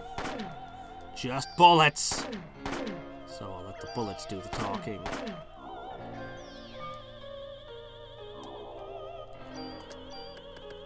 can't even haste. Dodge! You only seem to have the one attack so far. When are you gonna break out your second form of doom? Come on, you know you wanna. It's in there. What are you doing? Didn't paralyze me. 3,000. 3,000. I must be getting pretty far along, though.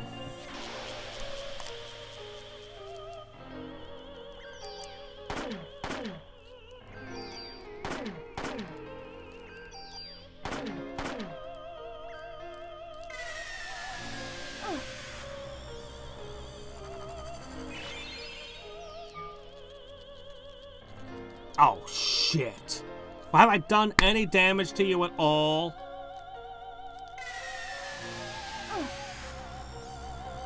Sometimes it just comes down by itself. Is it because I didn't shoot it that time? Is it? I mean, that kind of makes sense. Alright, I'm gonna let my energy fully build up.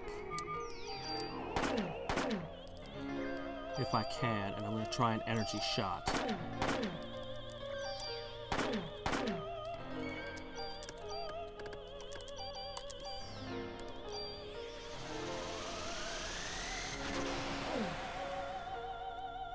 $800 damage?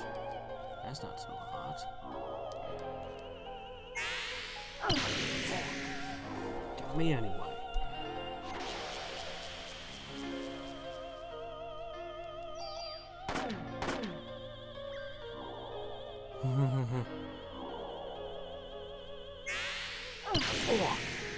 Got me again.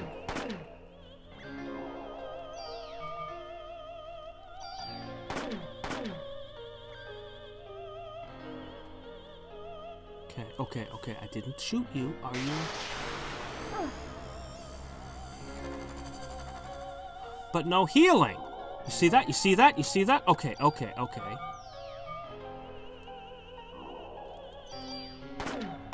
now I die. Fuck, because that wasted all my parasite energy. I should have healed. Okay. Alright, but I can cope with this. Oh, come on! See, how do I deal with it when it's already... See, the animation... Oh. Are you just supposed to predict?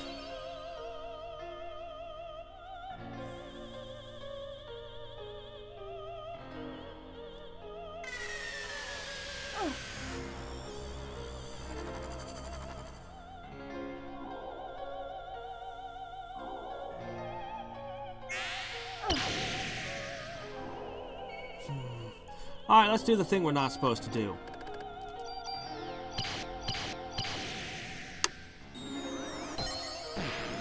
Since we're gathering information on this. 2, 4, 6, 8, 1,000. 1,000. 1,400. 1,600. It's basically twice as good as an energy shot. What are the consequences?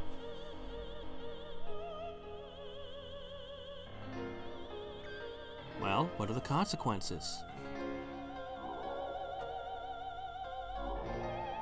Well, what are the consequences? There are no consequences. Shit! I should have been using Liberate the whole time. Okay! Alright.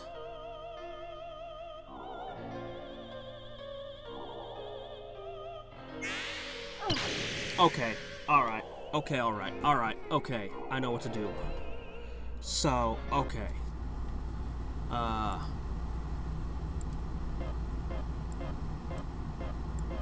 Whoops.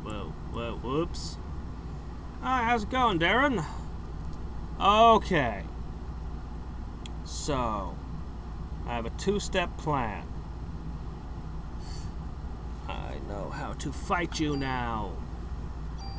At least until you do something terrifying and new. Like throw a black hole at me while bees sting me. It's not fair. Okay. One sec.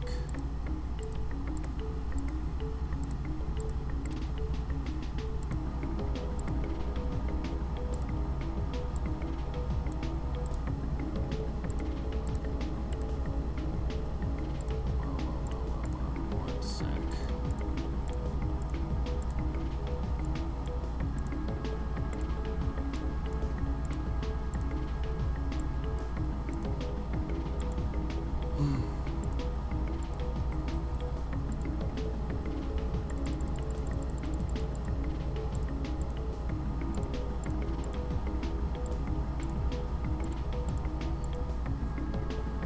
Okay.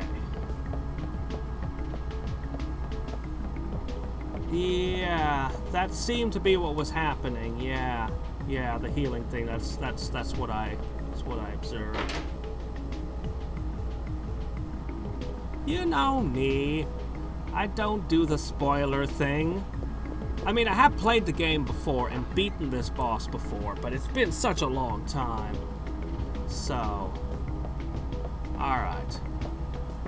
Okay, so step one. I'm gonna go to the museum and I'm gonna get some healing. It might not be the best healing, not as good as what I had on the last boss I fought, but it's gonna be healing, and that will help me immensely. Any healing will help. Man, I wish I had a few tools though. Anyway.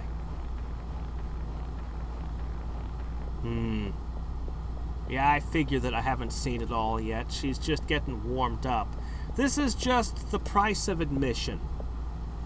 But yeah, I need healing items badly, and this is the only place I can think to get any.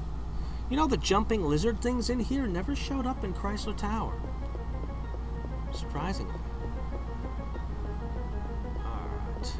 So T-Rex is behind that other door, but he's already defeated, so... Well, I did get a Club 5. Oh, it hits pretty hard, but not as hard as my gun.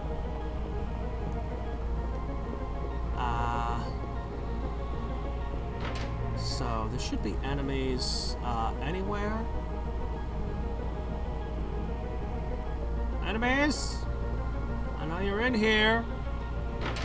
Somewhere. Come out and play. Come on, I need healing items. Hop on out. Don't give me junk. I don't collect that anymore. We're done with junk. I just need to somehow be able to hit her without accidentally shooting her when she's summoning down the the random Melissas. Random Mayas.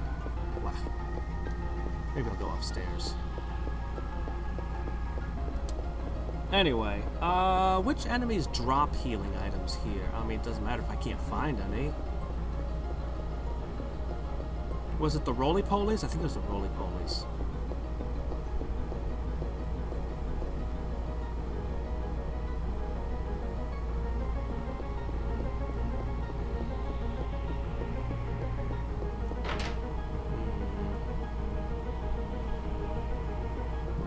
Ah! Hello! Not you. You just have, like, bullets or something. Holy shit, this gun is ridiculous. Or cure poison. Gun, I should rename you the Hammer of Justice. The Cannon of Pain. The Really Big Owie. Hey, that's a good name. Let's go with that.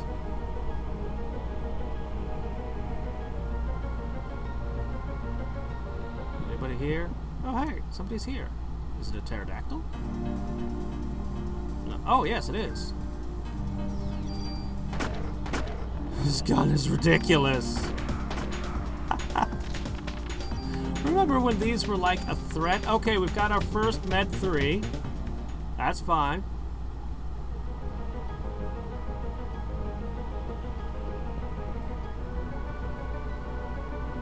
Howie Kaplowing. Okay, I love that. That should be the name of a rocket launcher. Healing items. I just need enough healing items to take out the super boss. I don't think I can carry enough healing items to take out the super boss, but I'll try.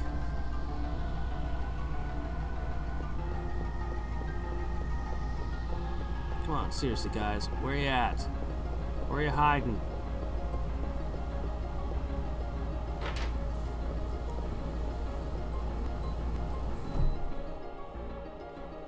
Could always go upstairs and fight Eve. She's all like, look at how powerful I am. I'm so awesome. Boom.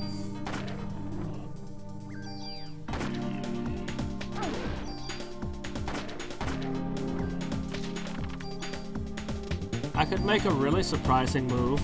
Just start the game over again.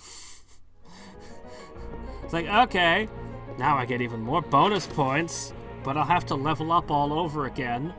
But I'll have tools again. No. I mean, I do admittedly keep the key, which is nice. At least I hope I do. It could take the keys away. Oh man, if it took the elevator keys away, that would be a whole new level of cruelty.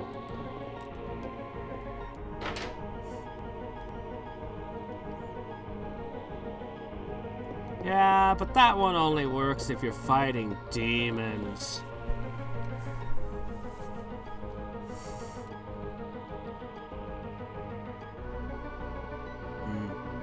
Yeah, that's what gathering the healing's for. The long... Alright, this is the only room I've seen an enemy in?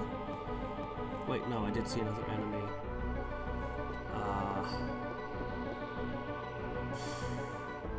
Maybe I should go upstairs. I think I'll go upstairs.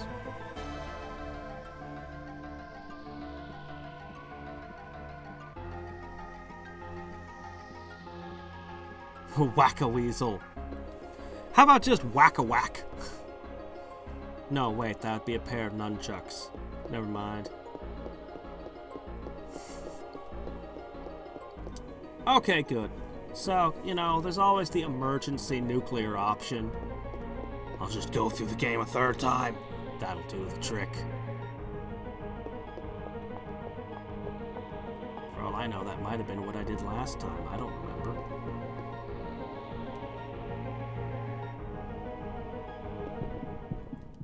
Okay.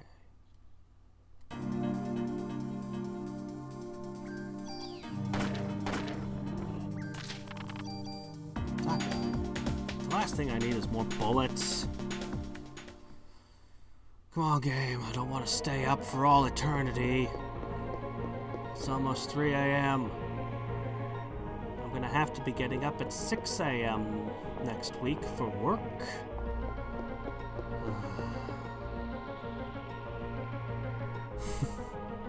Not looking forward to that. Don't get me wrong. I like my job, but Oh, these summers. Yeah, brutal. Also, I've been having to shift entirely too much furniture. See, that's where... That way leads to the boss.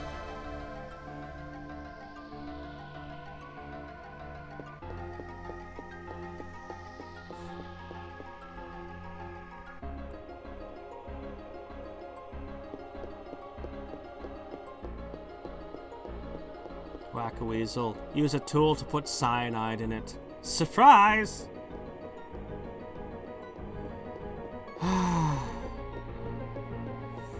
I have a great job. I'll describe it to you.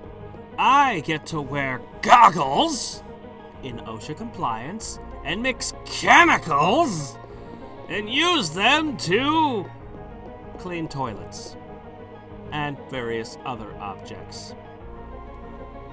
There's also some minor maintenance and a little tiny bit of plumbing and a lot of cleaning things.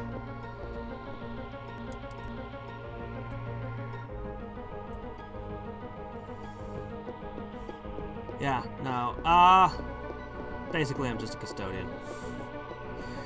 But, you know, all those floors that have all the wax on them, yeah, there's a certain time of year where you remove all the wax, which is a pain in the ass, and then put new wax down. You shift every piece of furniture to one side of the room, shampoo the carpet, clean every piece of furniture while moving it to the other side of the room, shampoo the carpet where that furniture had been, and then set it all back up where it had been. Oh, that's only the start of what deep cleaning looks like. That's the summer. Every summer. Oh wow, I just one-shot some stuff?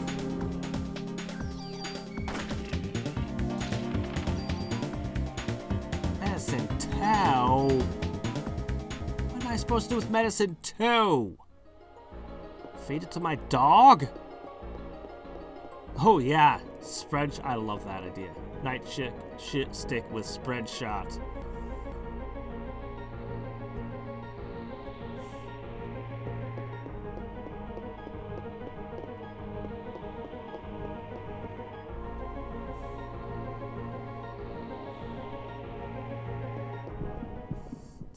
Somehow.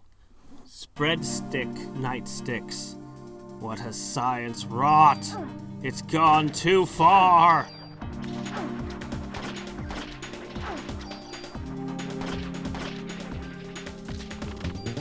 Not healing. This seems like a fine thing. Oh, dancing nightsticks. I wouldn't object to that. I still am envious of the 2 shields that Lenneth has in Valkyrie Profile. 2 shields of defending. 2 of them from the start of the game. Just hovering there, just blocking for her. All the poor Iron Harrier, I don't think even one of them got to have a shield. Just her. She hogged them all. Okay, yeah, this is a good spot. I can work with this.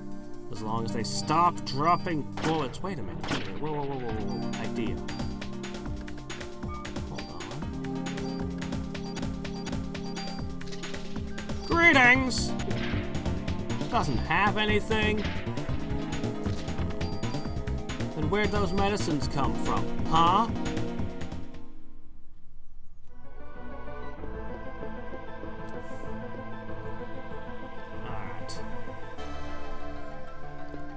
It's funny, in Parasite Eve 2, you actually can get a baton. Not a club, a baton.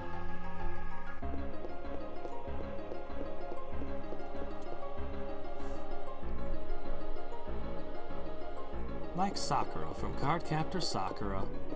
I swear, Aya has one foot in the magical girl genre and the other foot in the horror genre. And the other foot in a detective story.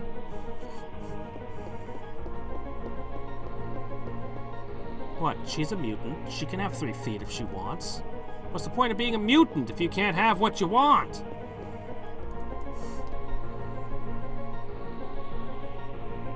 She also gets younger between the 2 games.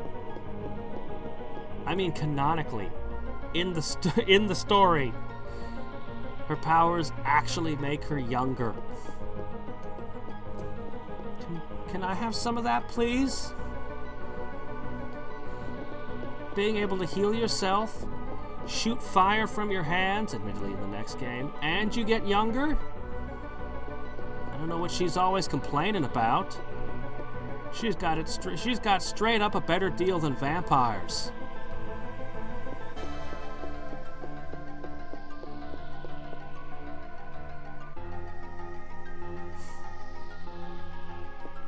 It's a lot of attacks.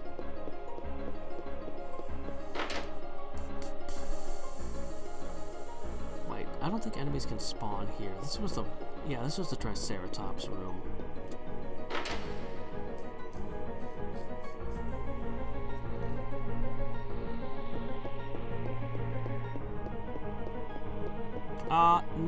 No. Well, that depends. I mean, not that I'm aware of. I've encountered a couple strange things that I can't necessarily explain, but I seriously doubt that they were supernatural. Yeah,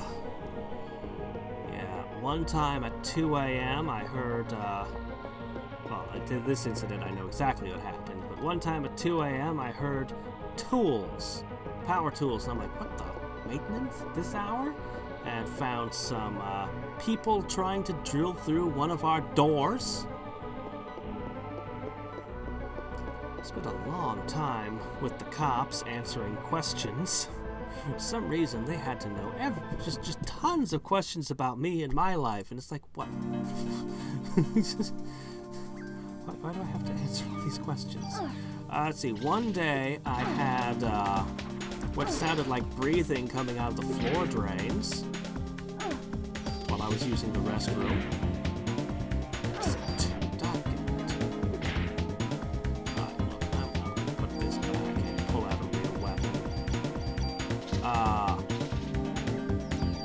One time, while I was working, I suddenly heard a creak above me, and then creak, creak, creak, creak from the ceiling going down the hall. What's above me? Out. Oh, the mechanical room. Go upstairs, open it. It's dark, well, not pitch black. There's an emergency light, but anyway, it's full of vents and things. Hello? Turn on the light. Hello? No one? Wait, no, there's the roof. Oh, out the roof. That's where. Open the door. It's the Alaskan winter. It's dark. It's cold. There's snow. You know what? If there's someone or something on the roof, it's not inside my building. Close the door.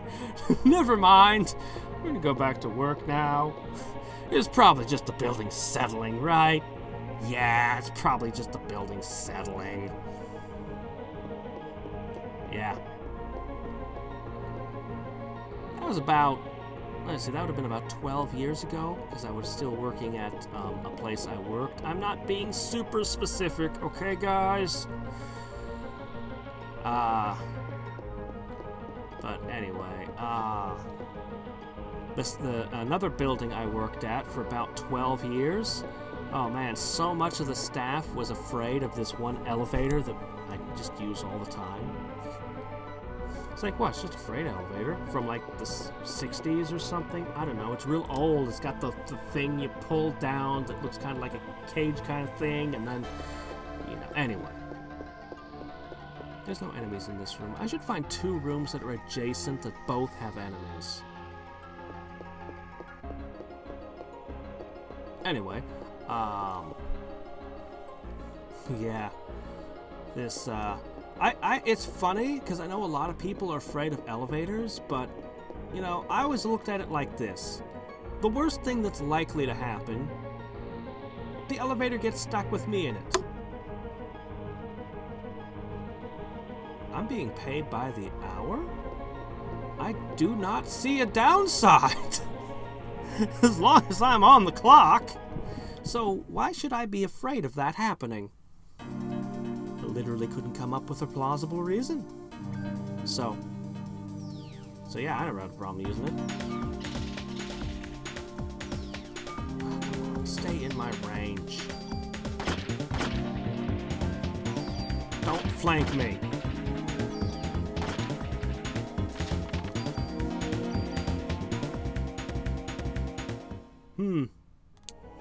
I have no idea if they would have paid me, given me overtime. I have no idea, but, it would have been amazing if it did. But it never happened. Ever. And then eventually the elevator broke and they didn't want to even bother fixing it. They just decommissioned it.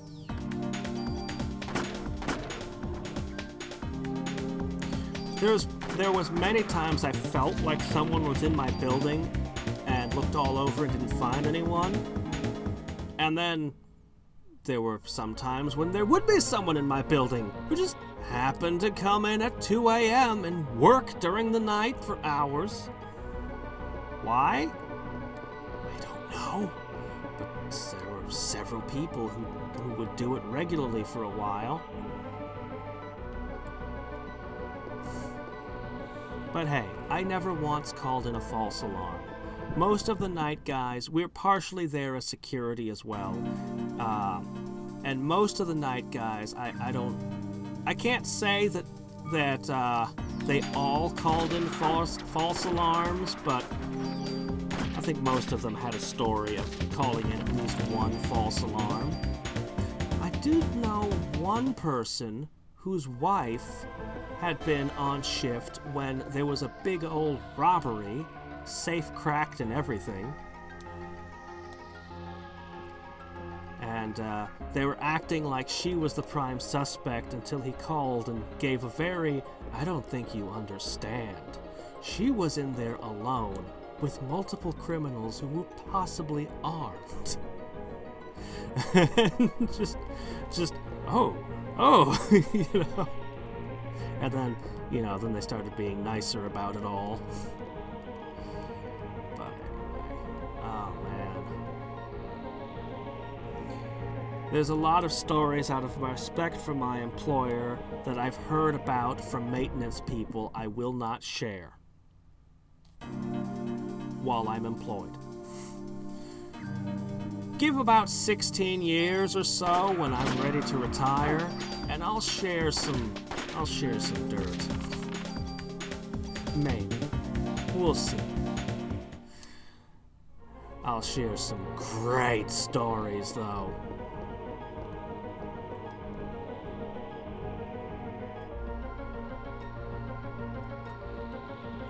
But yeah, no, I'm 99% certain nothing actually supernatural has ever happened to me on the job.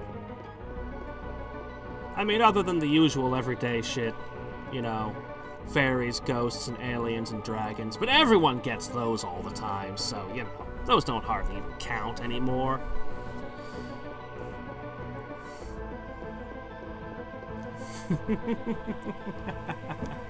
Hey, if I have major respect for my employer, which I think is something that most people are lacking and everyone should have. I'm content with my job. It's not the kind of glorious job that one dreams when they're a child, but I've found the enjoyment in it. And, ooh, level up. Holy shit, that's a lot of bonus points. I'm certain it's based on enemies you've beaten somehow. I'm certain of it. Holy crap. This might be the power-up we needed. Screw it. I'm just gonna go with attack power. I went with defense last time. Power. Overwhelming! But if I play my cards right, and don't go anywhere, do anything, or take any college, and just stick in my job, I can receive retirement checks at age 50. No one gets that. Seriously, 50. I could have a check in the mail for the rest of my life.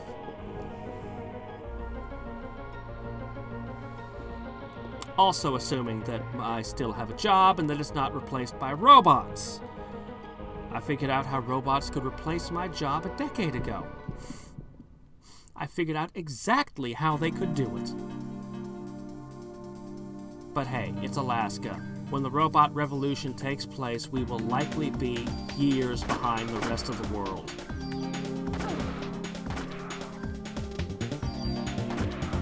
So, assuming that none of those things happen, or any other of... What? Excuse me, what?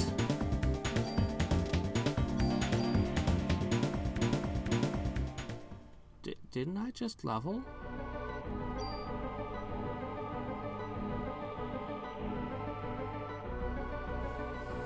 What the hell? Okay, it being a blurry mess doesn't help any. 4,000 XP to the next level? I think the game just bugged out. I got most of the healing items I need. I think the game's bugged. Shit. We're getting out of here. Okay, let's go. We got a huge attack boost. We got most of the heal. I mean, some of it's medicine too, but we've got about as much as we're gonna get anyway. Should I save? I don't want it to crash on me or do something. I'll save in another slot. Crap. Okay, there should be a staircase over here, right? Remember, I should have gone for the elevator.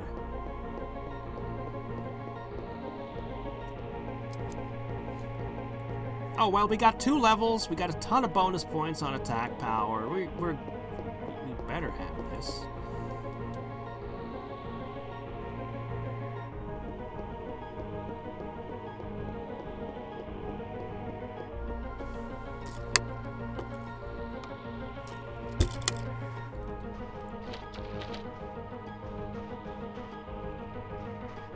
Where does this liquid come from? I don't remember that.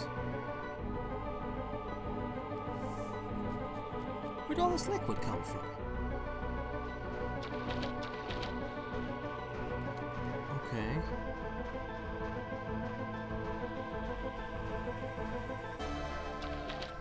I really don't remember there being liquid here.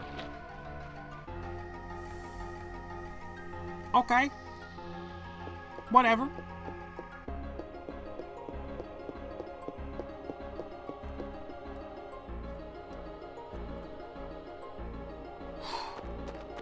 Oh, I did the gas station night shift thing. The gas station I worked at had an unsolved murder at it, where somebody had just walked in and shot the lady behind the counter previously. They had a company policy, never ever to allow a person to be alone on the night shift.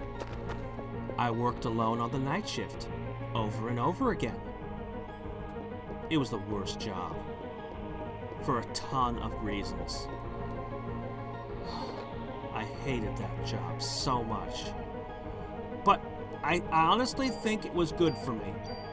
Because ever since then, every time I've had a job, well, okay, I've only had one job since then, but still, I've always been able to look back upon it and go, you know, some things about this job are hard. Some things about this job I don't like.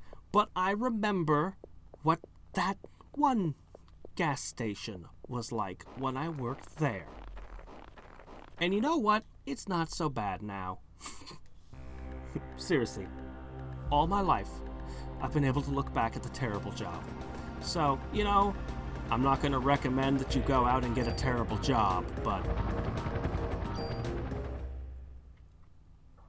it has its upsides. Okay, here we go. I'm gonna hit way harder. I know what I'm doing, or at least think I do. I'm gonna have a ton of healing.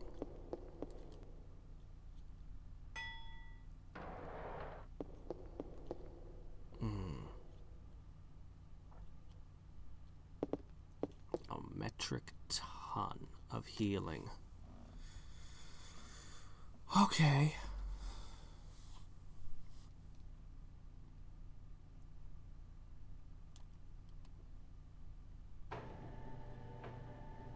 It's all over, Eve. I come for thee.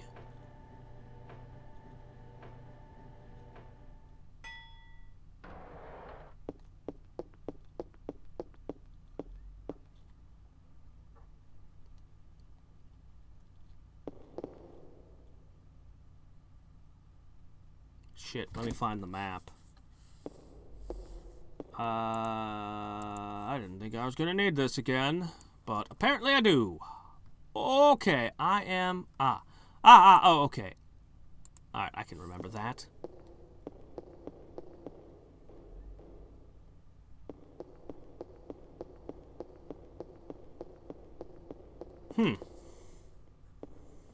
Sounds like a good plan. Personally, I fully expect that all of our great supermarkets and service stations and things, someday, they're just going to be replaced with what amounts to vending machines. Now think about it. You go to a store, and instead of aisles of shelves, it's all locked up. You pick the product that you want.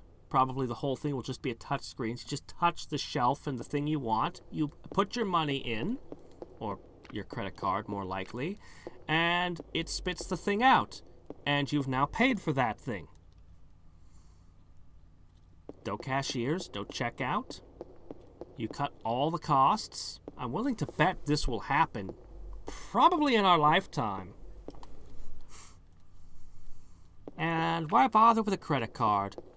We've got facial recognition software now. We know how much money you have. We'll automate all of it. See, identity theft won't be a problem. It's not a creepy nightmare dystopia at all. It's a delightful utopia. Really, you'll love it.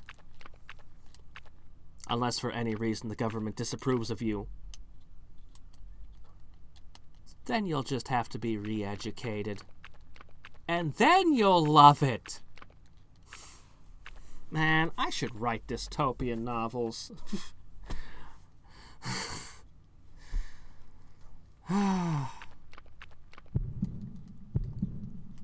Alright, come on, get out of the bug. Seriously, what's with the decor? You had a lovely building here, and you had to put this all over it, and then decide you're going to sleep in a giant maggot. Why? You have really weird tastes.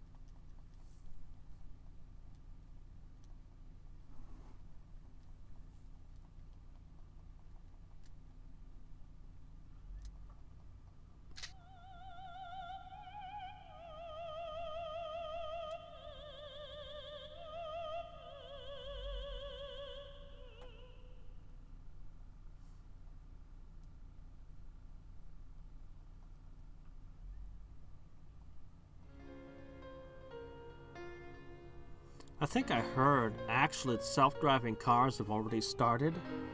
I think, who was it? The U.S. Mail Service? Somebody is starting to roll out the self-driving cars to replace their drivers already. Somebody. I forget who. There's at least one place in Europe, as well as, someone in the U.S. I wish I could remember who. Oh, here we go.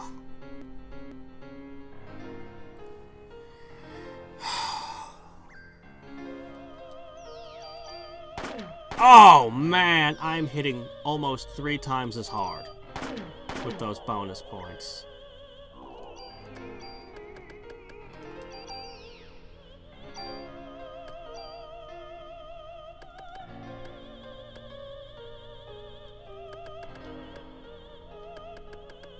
Oh, Moit as well.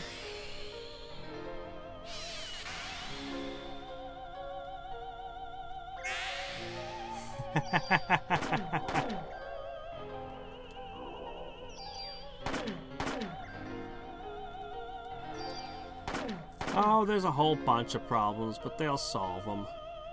Inevitably. Even if it just means pedestrians are not allowed in the streets ever again. It's inevitable. They'll do it. This is a thing that is happening that we could not stop if we wanted to.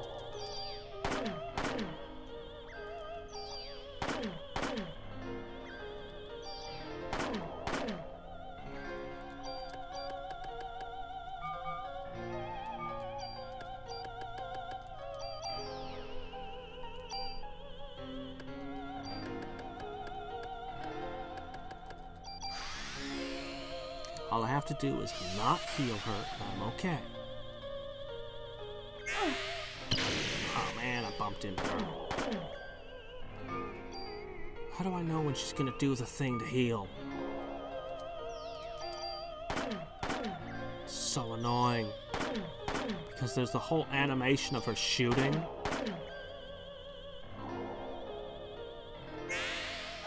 Darn it!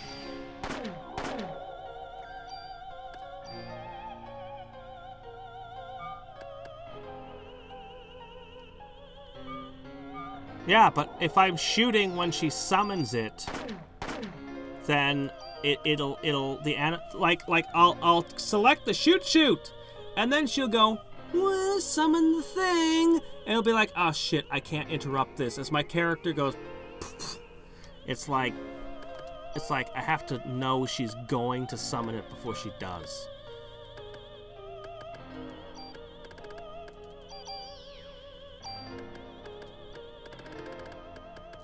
We'll just use up some of these 2s.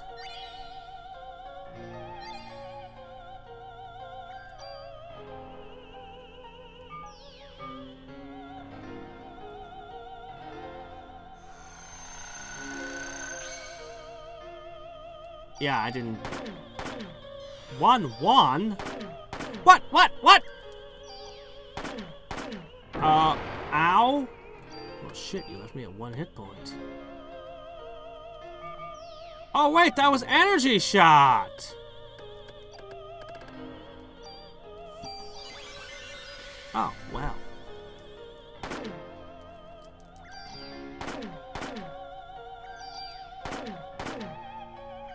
At least I'm doing damage again.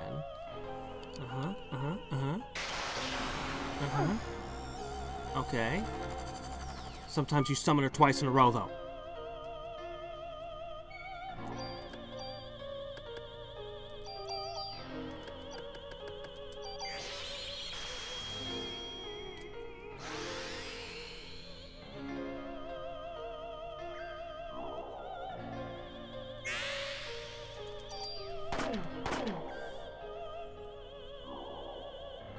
Yeah, that level up and getting all those bonus points, man. I'm just so suspicious she's gonna... Yeah, there she goes.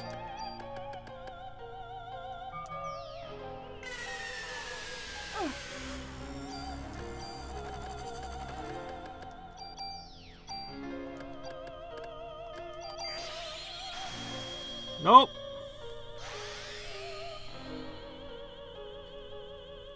Do energy shot again. Do it!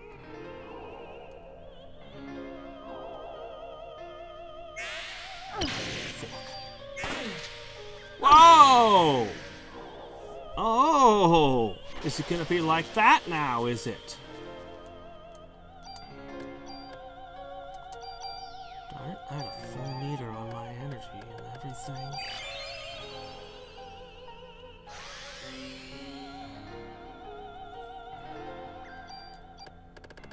All I have to do is not screw up. If I can continue not screwing up a little bit longer, every bit of damage I do is irreversible.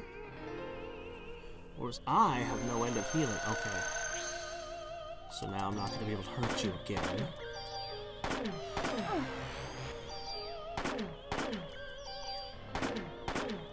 wonder if I can... You know what I should have done? I should have put up my own barrier.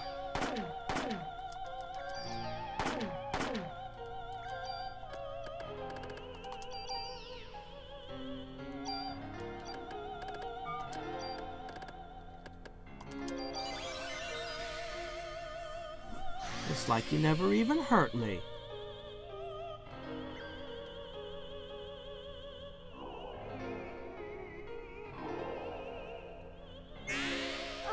Doggone it. Ugh!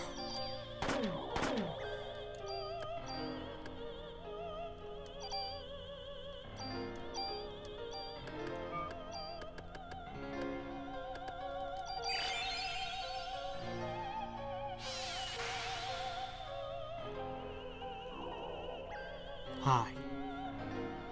My trigger finger is all kinds of itchy right now, but I'm like, no. Okay, you gonna go for an energy shot again? Yes, you are.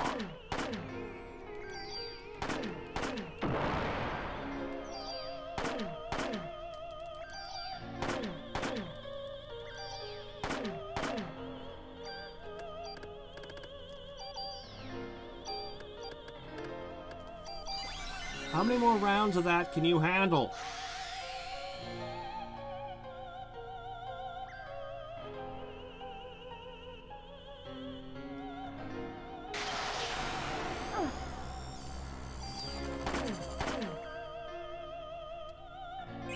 Hey! I waited and everything. It's fine, 1,000 ain't no thing. It's, oh look, already undone.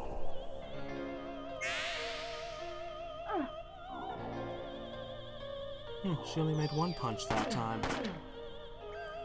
Strange.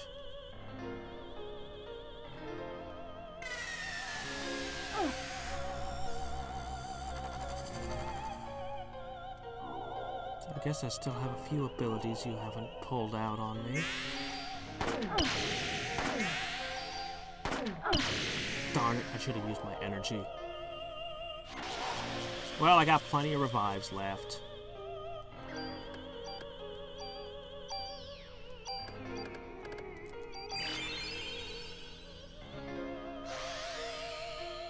Six hit points. Okay.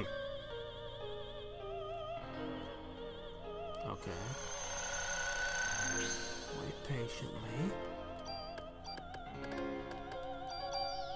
Expect energy shot again.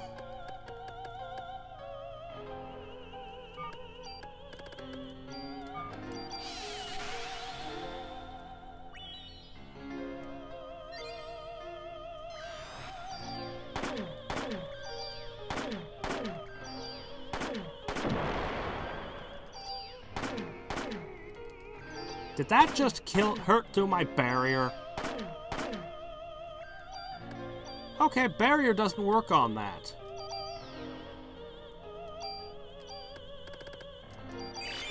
No, I didn't ring. Go back, go back home, Satan. I'll call you if I need you.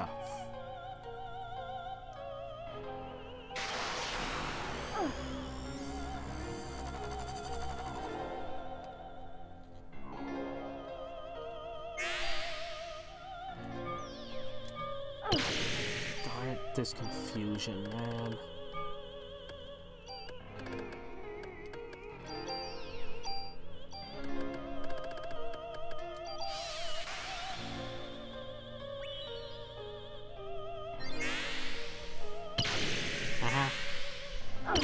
Whoa! 955? That's more.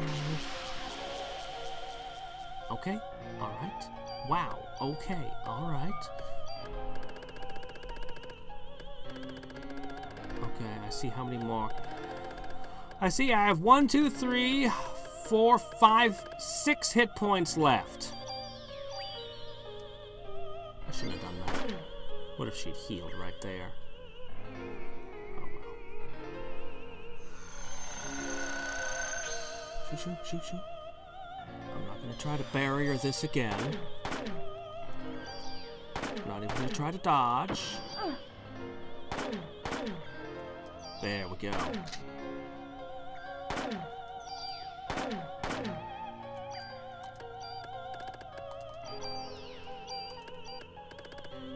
Might as well pre-raise. Give myself an extra hit point. Ooh, she could use pre-raise. That would be terrible.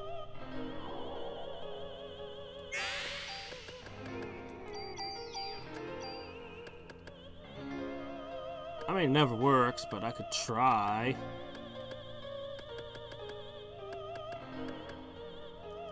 Eh.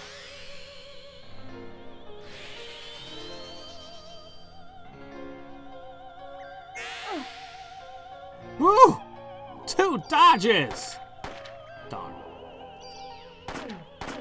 I was greedy. I shouldn't take extra shots like that. I should be patient.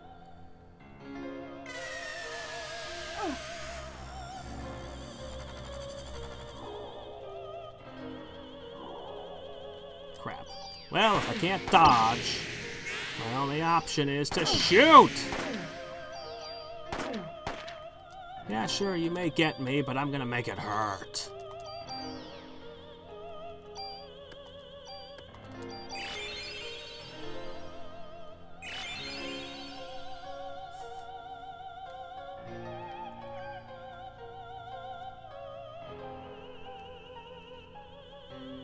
Well, I would just hug her and she'd disappear, except that this isn't Magic Knight Ray Earth.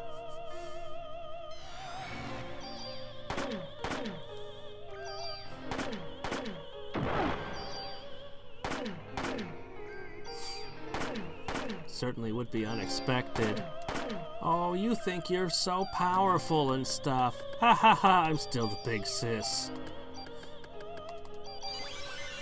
It's cute. You think that you're dangerous. There's only one world-devouring monster here, and it's me.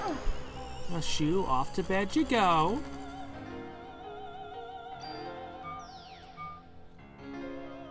Doggone, I hate this confusion.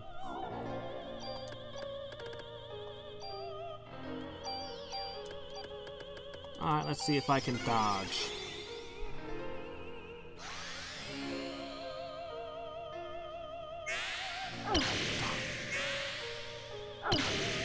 Darn. Oh, it's a good thing I can use speed race. No. Let's not be greedy. As much as I want to be.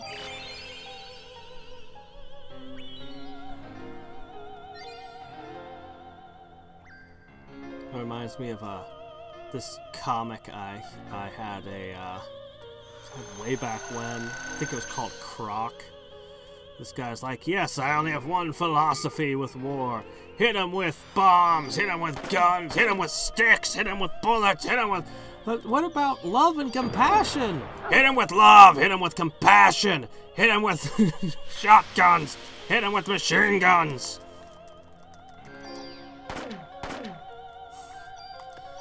Yeah. It wasn't a great comic, but it had a few memorable moments.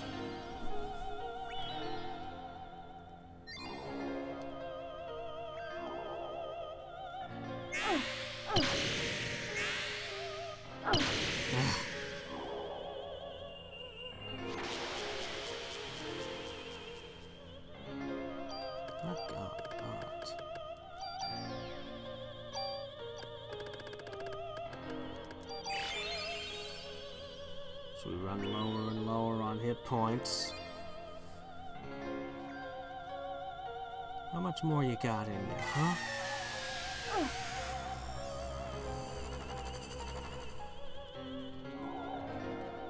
It's gonna be like that, is it?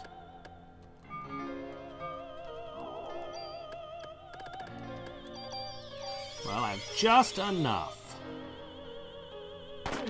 And I'll get some hits.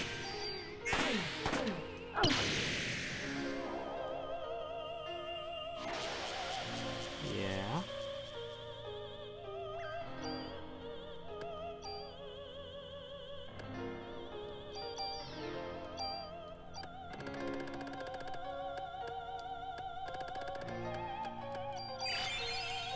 Three revives left. Not good. Okay, that's the best thing I could ask for right there. Oh yeah, that thing was hilarious. I do have a grenade launcher. With cyanide in it.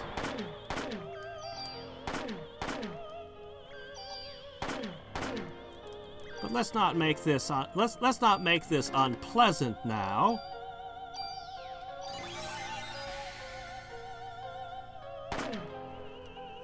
I could also use a rocket launcher and just fire rockets. But I'd much rather use this thing.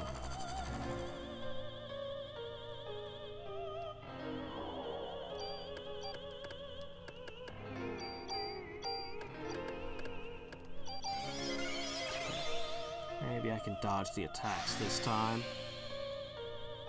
Oh, probably not if I'm still,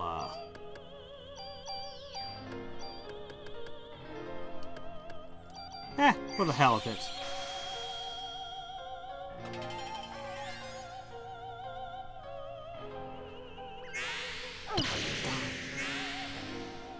Doggone.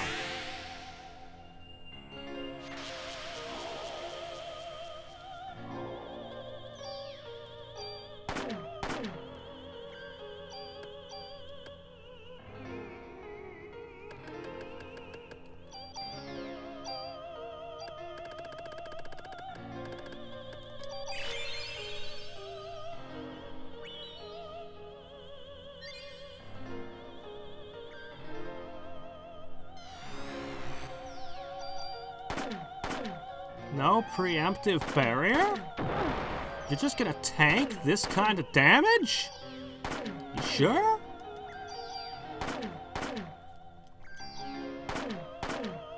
Okay, I mean, if you don't mind taking that kind of hit.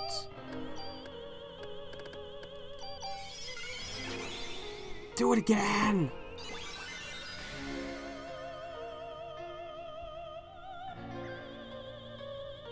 No, not that. I didn't say do that again. Seriously, what's that supposed to represent when you do that? You're not wanting to hurt my sister, maybe? So I'm tied down and unable to move and sometimes confused?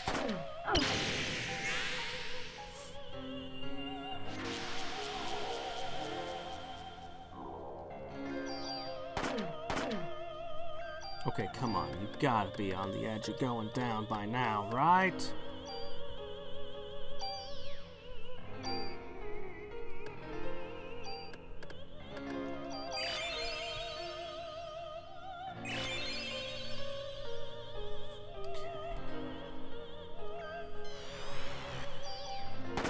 You're gonna tank tons of damage again.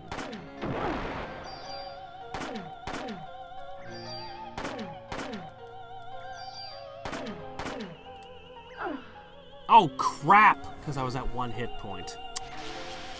Of course.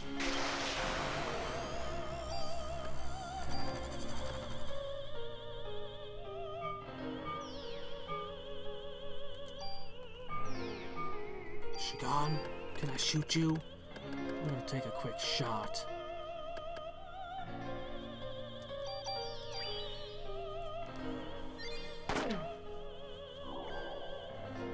Okay.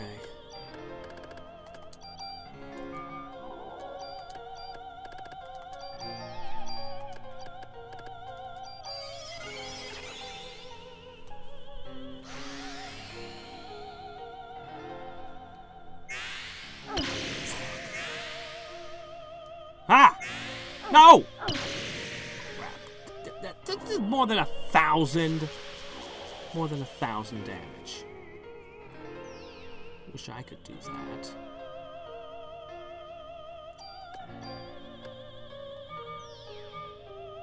Oh. Wait, I need to be at full health, right? Alright. Let's just start shooting again.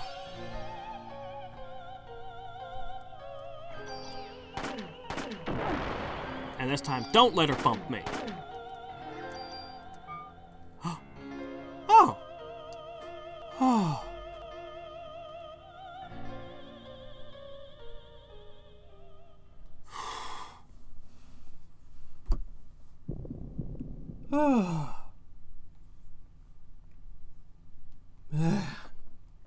Just give me a moment, okay, guys? I was running lower and lower and lower on revives. It's like, oh shit, I'm gonna Alright, here we go. It's getting hot again. No, not again! Ah! I have awakened. What's this voice? It's coming from within my body. The time has finally arrived. No, you can't be.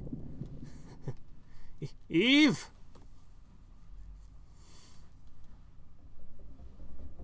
Until a while ago, Maya's body had the most evolutionary form of mitochondria. But now, your mitochondria has surpassed Maya's. I am now the highest form of mitochondria ever present. They're competing? That's what evolution is all about.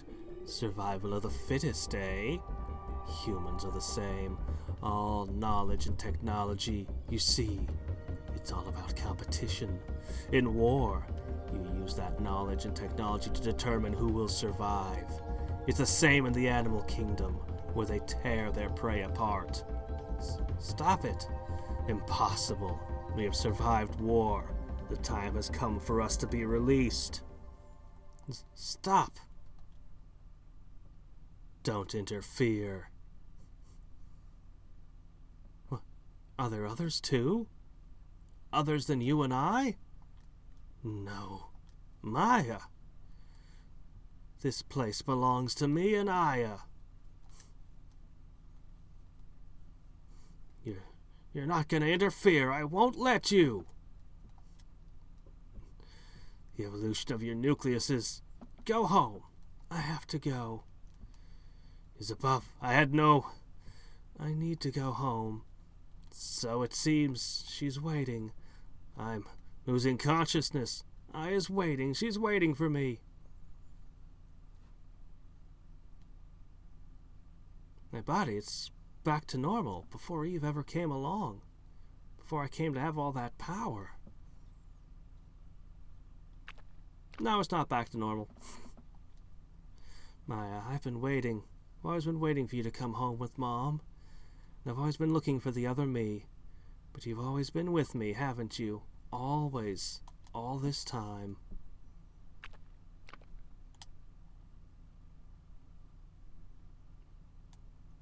Let's go home. Let's go back for good. And see a psychiatrist about that multiple personality disorder thing. What was that?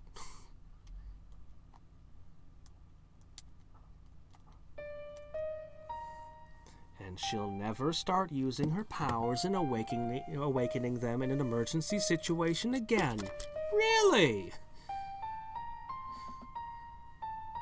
We swear. All right.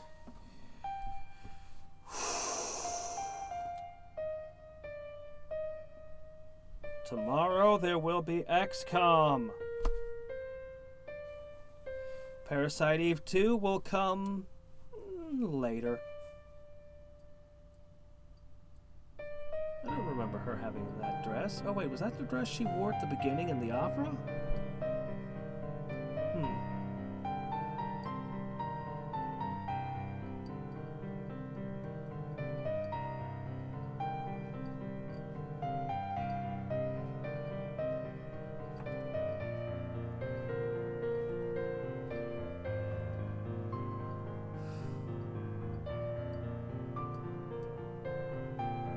I didn't even have a full load of healing items.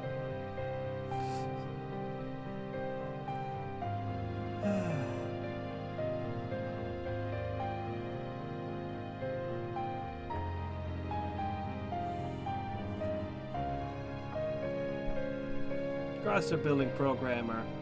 Just one guy. He'll do this whole thing. It's fine.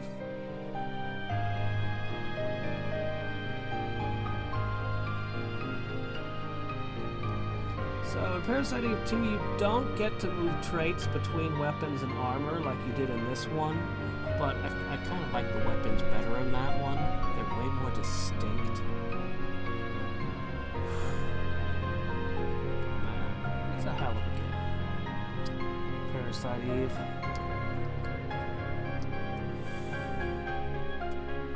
I will say this for Chrysler Tower. When you've completed the ordeal, it's like, yeah, I beat that. That was an accomplishment. I put out a schedule video. It says in that, I think I promised to go with 7 p.m. I believe. I'll have to double check, but I think that's what I committed to. So it'll be a little earlier. I definitely won't be awake at 3 a.m. again until the fall. I definitely will not be staying up this late during the summer. I mean, unless a really, really cool game comes out and I can't control myself. No. Probably won't happen. Sorry to those who can't attend my streams at the new hour. Can't be helped. That's the downside of having a job.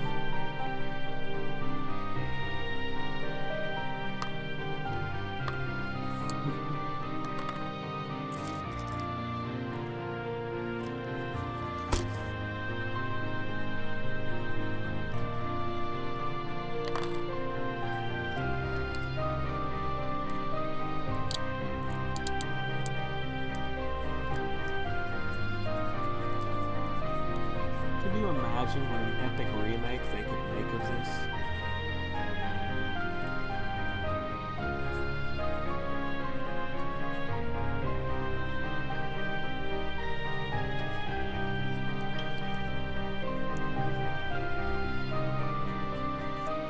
But I suppose they'd have to get the rights to do it. Because Square doesn't have the rights to Parasite Eve anymore.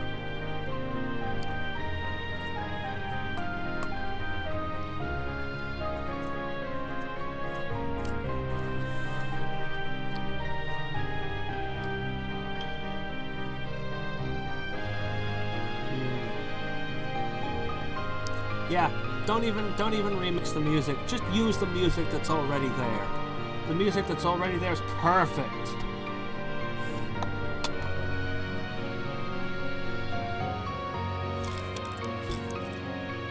Honestly, I'd just be happy for a direct port that's just a PC port so that the modders can get all over this.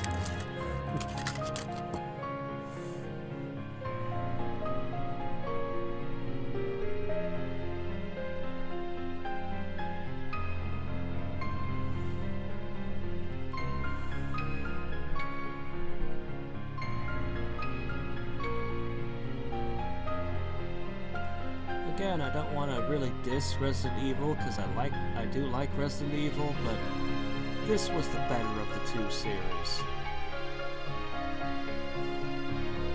It's a real shame that it didn't catch on the same way.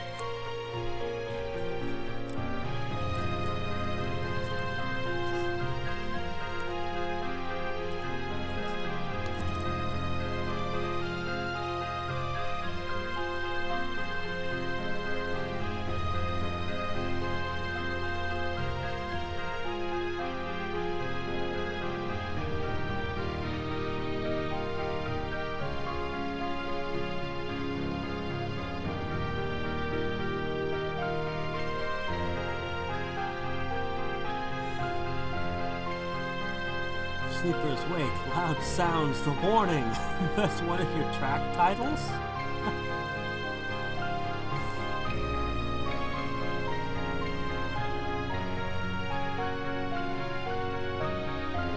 They recorded it in LA.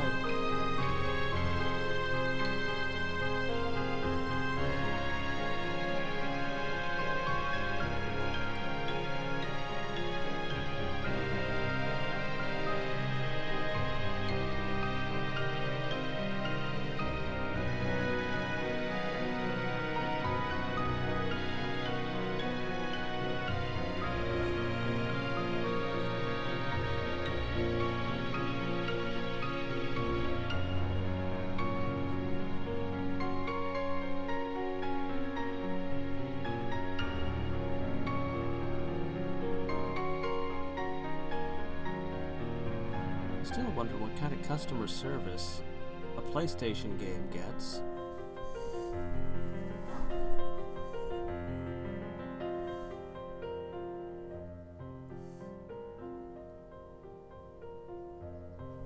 It's not like you call up Squaresoft and go, hey, I can't find the key in the zoo.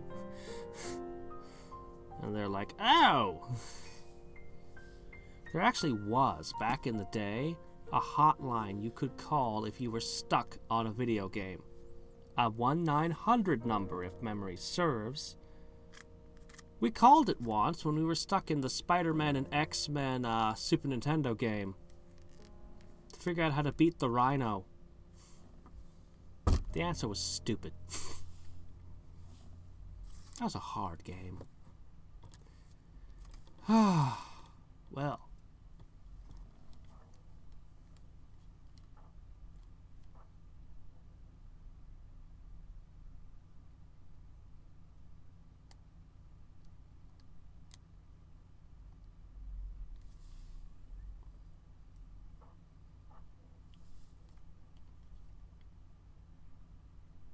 What? You're not gonna save? Oh well. Alright.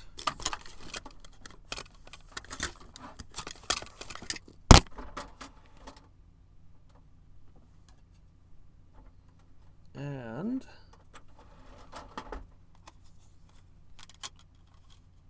until next time and every time. Even the art inside the case, man. Look at this. Anyway. Until next time and every time. This is Hadriex signing off. Bye.